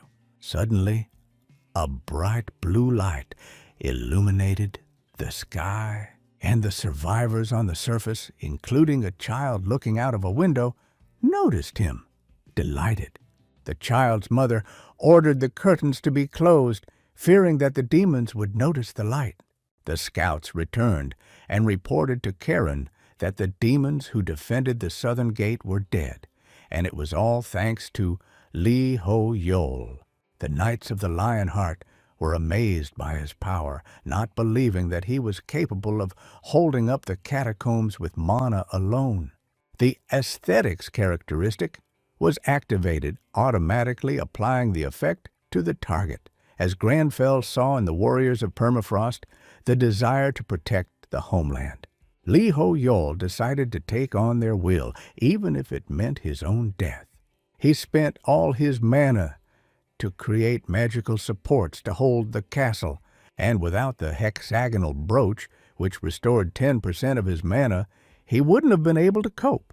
These supports, similar to statues due to their aesthetics, did not require much effort, which Lee Ho-Yol compared to free skins in games, although he did not understand their true value. Harkon, looking at the columns, remembered that a day in this world was equal to 4 days in Arkan, and if the demon had been defeated earlier, Permafrost would have avoided this fate. He lamented that the demon had escaped again and felt unworthy to see the king's face. Suddenly, the team noticed a shadow, bats flying towards them. They assumed that the light had attracted them, but the mice were weak and the knights prepared to destroy them. However, Lee Ho-Yol felt that something bigger was approaching. A notification informed him that there was a demon nearby, and the skill Natural Enemy was activated, enhancing his combat abilities. Hellbird, a level 500 demon commander, appeared before him, ready to devour him. Lee Ho-Yol, drained of mana, was in danger, but Jessica suddenly appeared, destroying Birdie with one blow. She admitted that she had been unable to create magical traces like his, but asked how she had managed it. Lee Ho-Yol thanked her for saving him, noting that the fight was made more difficult by the environment and unforeseen consequences. Meanwhile, the Shadow Mercenaries standing guard were puzzled as to why they were being ignored. Alkari told Kichi to be quiet as he sketched the magical traces seen after the earthquake when the castle rose into the sky. No one explained to them what was happening, and they thought about going to the others themselves, but noticed demons surrounding the gate. The mercenaries prepared to fight to defend their position, realizing that the demons were advancing. Lee Ho-yol's class quest counter showed that he had dealt with one of the 10 demon generals. He realized that Jessica destroying Hellbird had given him the victory, and he didn't have to eliminate the generals himself. Nam Tai Min approached Lee Ho-yol, informing him that they had finished transporting the bodies to the shelter, but according to the Gaon Guild's analysts, there were no survivors, although the drones were still exploring the complex underground tunnels. Lee Ho-yol nodded, noticing that the survivor bar was still visible on the interface.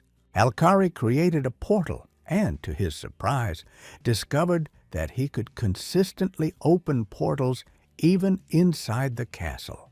He wanted to report, but a barbarian suddenly came out of the portal, asking if Lee Ho-yol was the one in charge here, and if he was the one who created the recent Pillar of Light. Other barbarians then began to emerge from the portal, and Nam Tai Min recognized his friend Ares among them. They embraced joyfully, and Ares exclaimed that Karun, their leader, would be glad to see him. Nam Tai Min was surprised that Karun was still alive, and Ares, noticing Lee Ho-yol, praised him for the incredible Pillar of Light. Nam Tai Min, embarrassed, tried to explain that barbarians do not know etiquette, but Lee Ho-yol reassured him, saying that he understood their culture and respected their addressing him as their leader.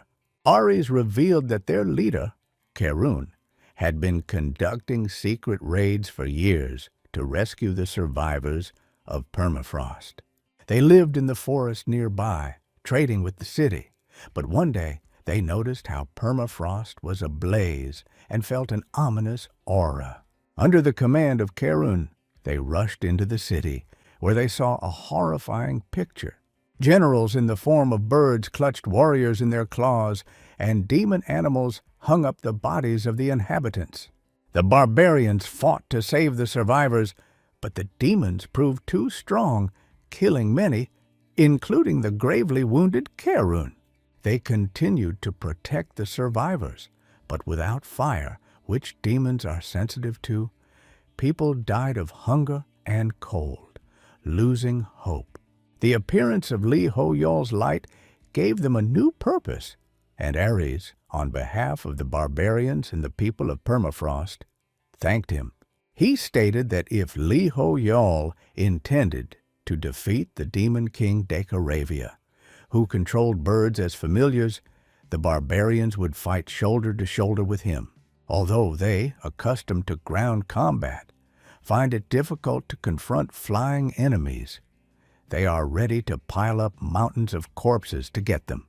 Lee Ho-yol, refusing to collect the corpses, said he had other priorities.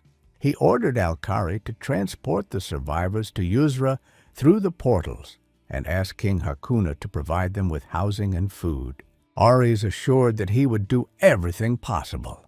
Lee Ho-yol assigned Nam Tai Min and the Gaon Guild to protect the survivors during the evacuation, knowing that he was worried about his barbarian friends.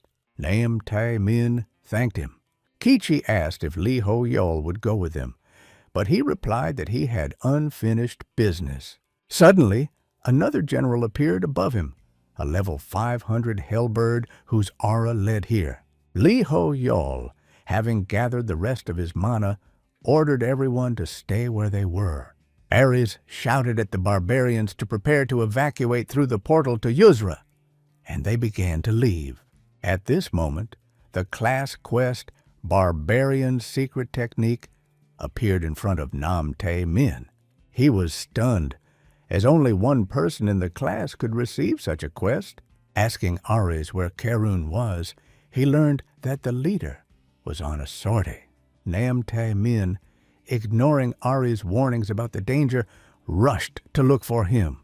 Recalling how Karun told him about the barbarian secret technique, but refused to teach it, saying that Nam Tai Min needed to grow up 40 years.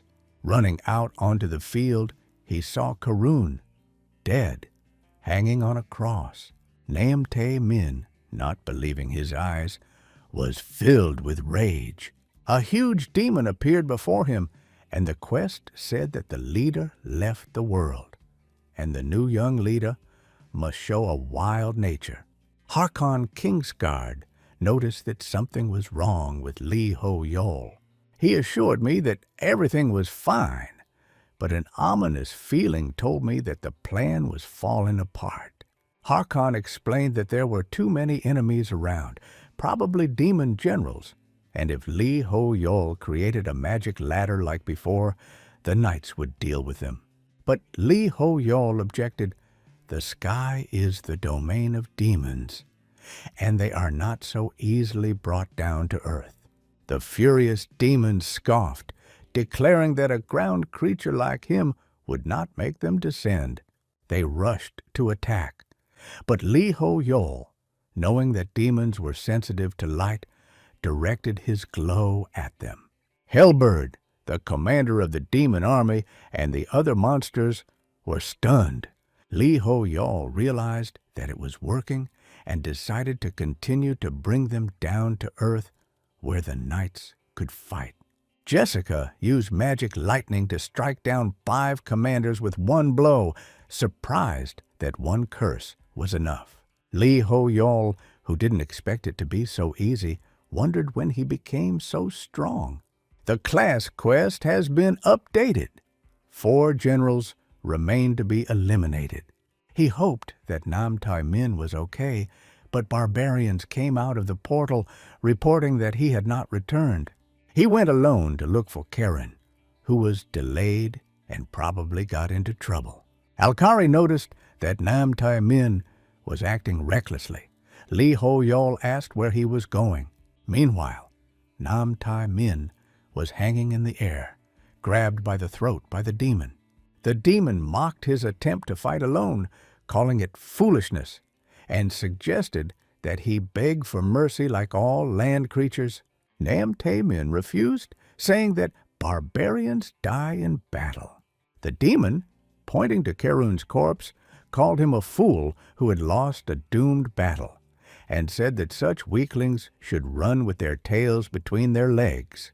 Nam Tai Min, in a rage, demanded not to laugh at the leader, but the demon continued, retelling Karun's last words about the reckless heir who would soon come. He called Nam Tai Min unworthy of being a leader, and laughed. Suddenly, Nam Tai Min pounced, biting off the demon's arm. He, in shock, took off, not understanding where his limb was. Nam Tai Min, holding his hand in his teeth, repeated that the demon should not dare to mock Karun. The demon bird called him a beast, but this only spurred Nam Tai Min on. His class quest, secret technique of the barbarians, activated the skill Call of the Wild, awakening the inner wildness and increasing the stat. He pounced on the demon, who, feeling the pressure, tried to keep his distance. Nam Tai Min snuck up from behind, broke off the wings, and the demon began to fall. But suddenly, a sharp object pierced Nam Tai Min. Turning around, he saw another demon, the level 500 Hellbird Amikana. Lee Ho Yol, who appeared next to him, said that he only let his guard down for a second. Amikan threw Nam Tai Min away, and he collapsed, bleeding. He apologized to Karun, regretting that he had not become a worthy leader, and to Lee Ho Yol for his recklessness, worrying about how upset his brother Nam Cheol would be. Suddenly, Lee Ho Yol appeared in front of him, and Nam Tai Min, with his eyes wide open, did not understand how he got there. The demons turned around, noticing Lee Ho Yol, who was furious knowing what had happened. Nam Tai Min felt ashamed. He valued formalities, but fought like a beast. The Knights of the Lionheart came to the rescue. Lee Ho Yol explained that analyst Nam Cheol was worried, so he came. The demons were glad that they didn't have to look for him. Granfell ordered Amikon to close his mouth, and the interference magic blew his head off. The second demon screamed, not believing in the death of his comrade, but Lee Ho-yol attacked, declaring that he would show who was the trembling creature here. At the southern gate, the Shining Guild was struggling to fight off another hellbird.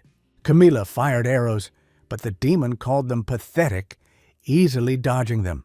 While he was distracted, another fighter struck him down, and Camilla finished off the monster, noting that there would be more like it ahead.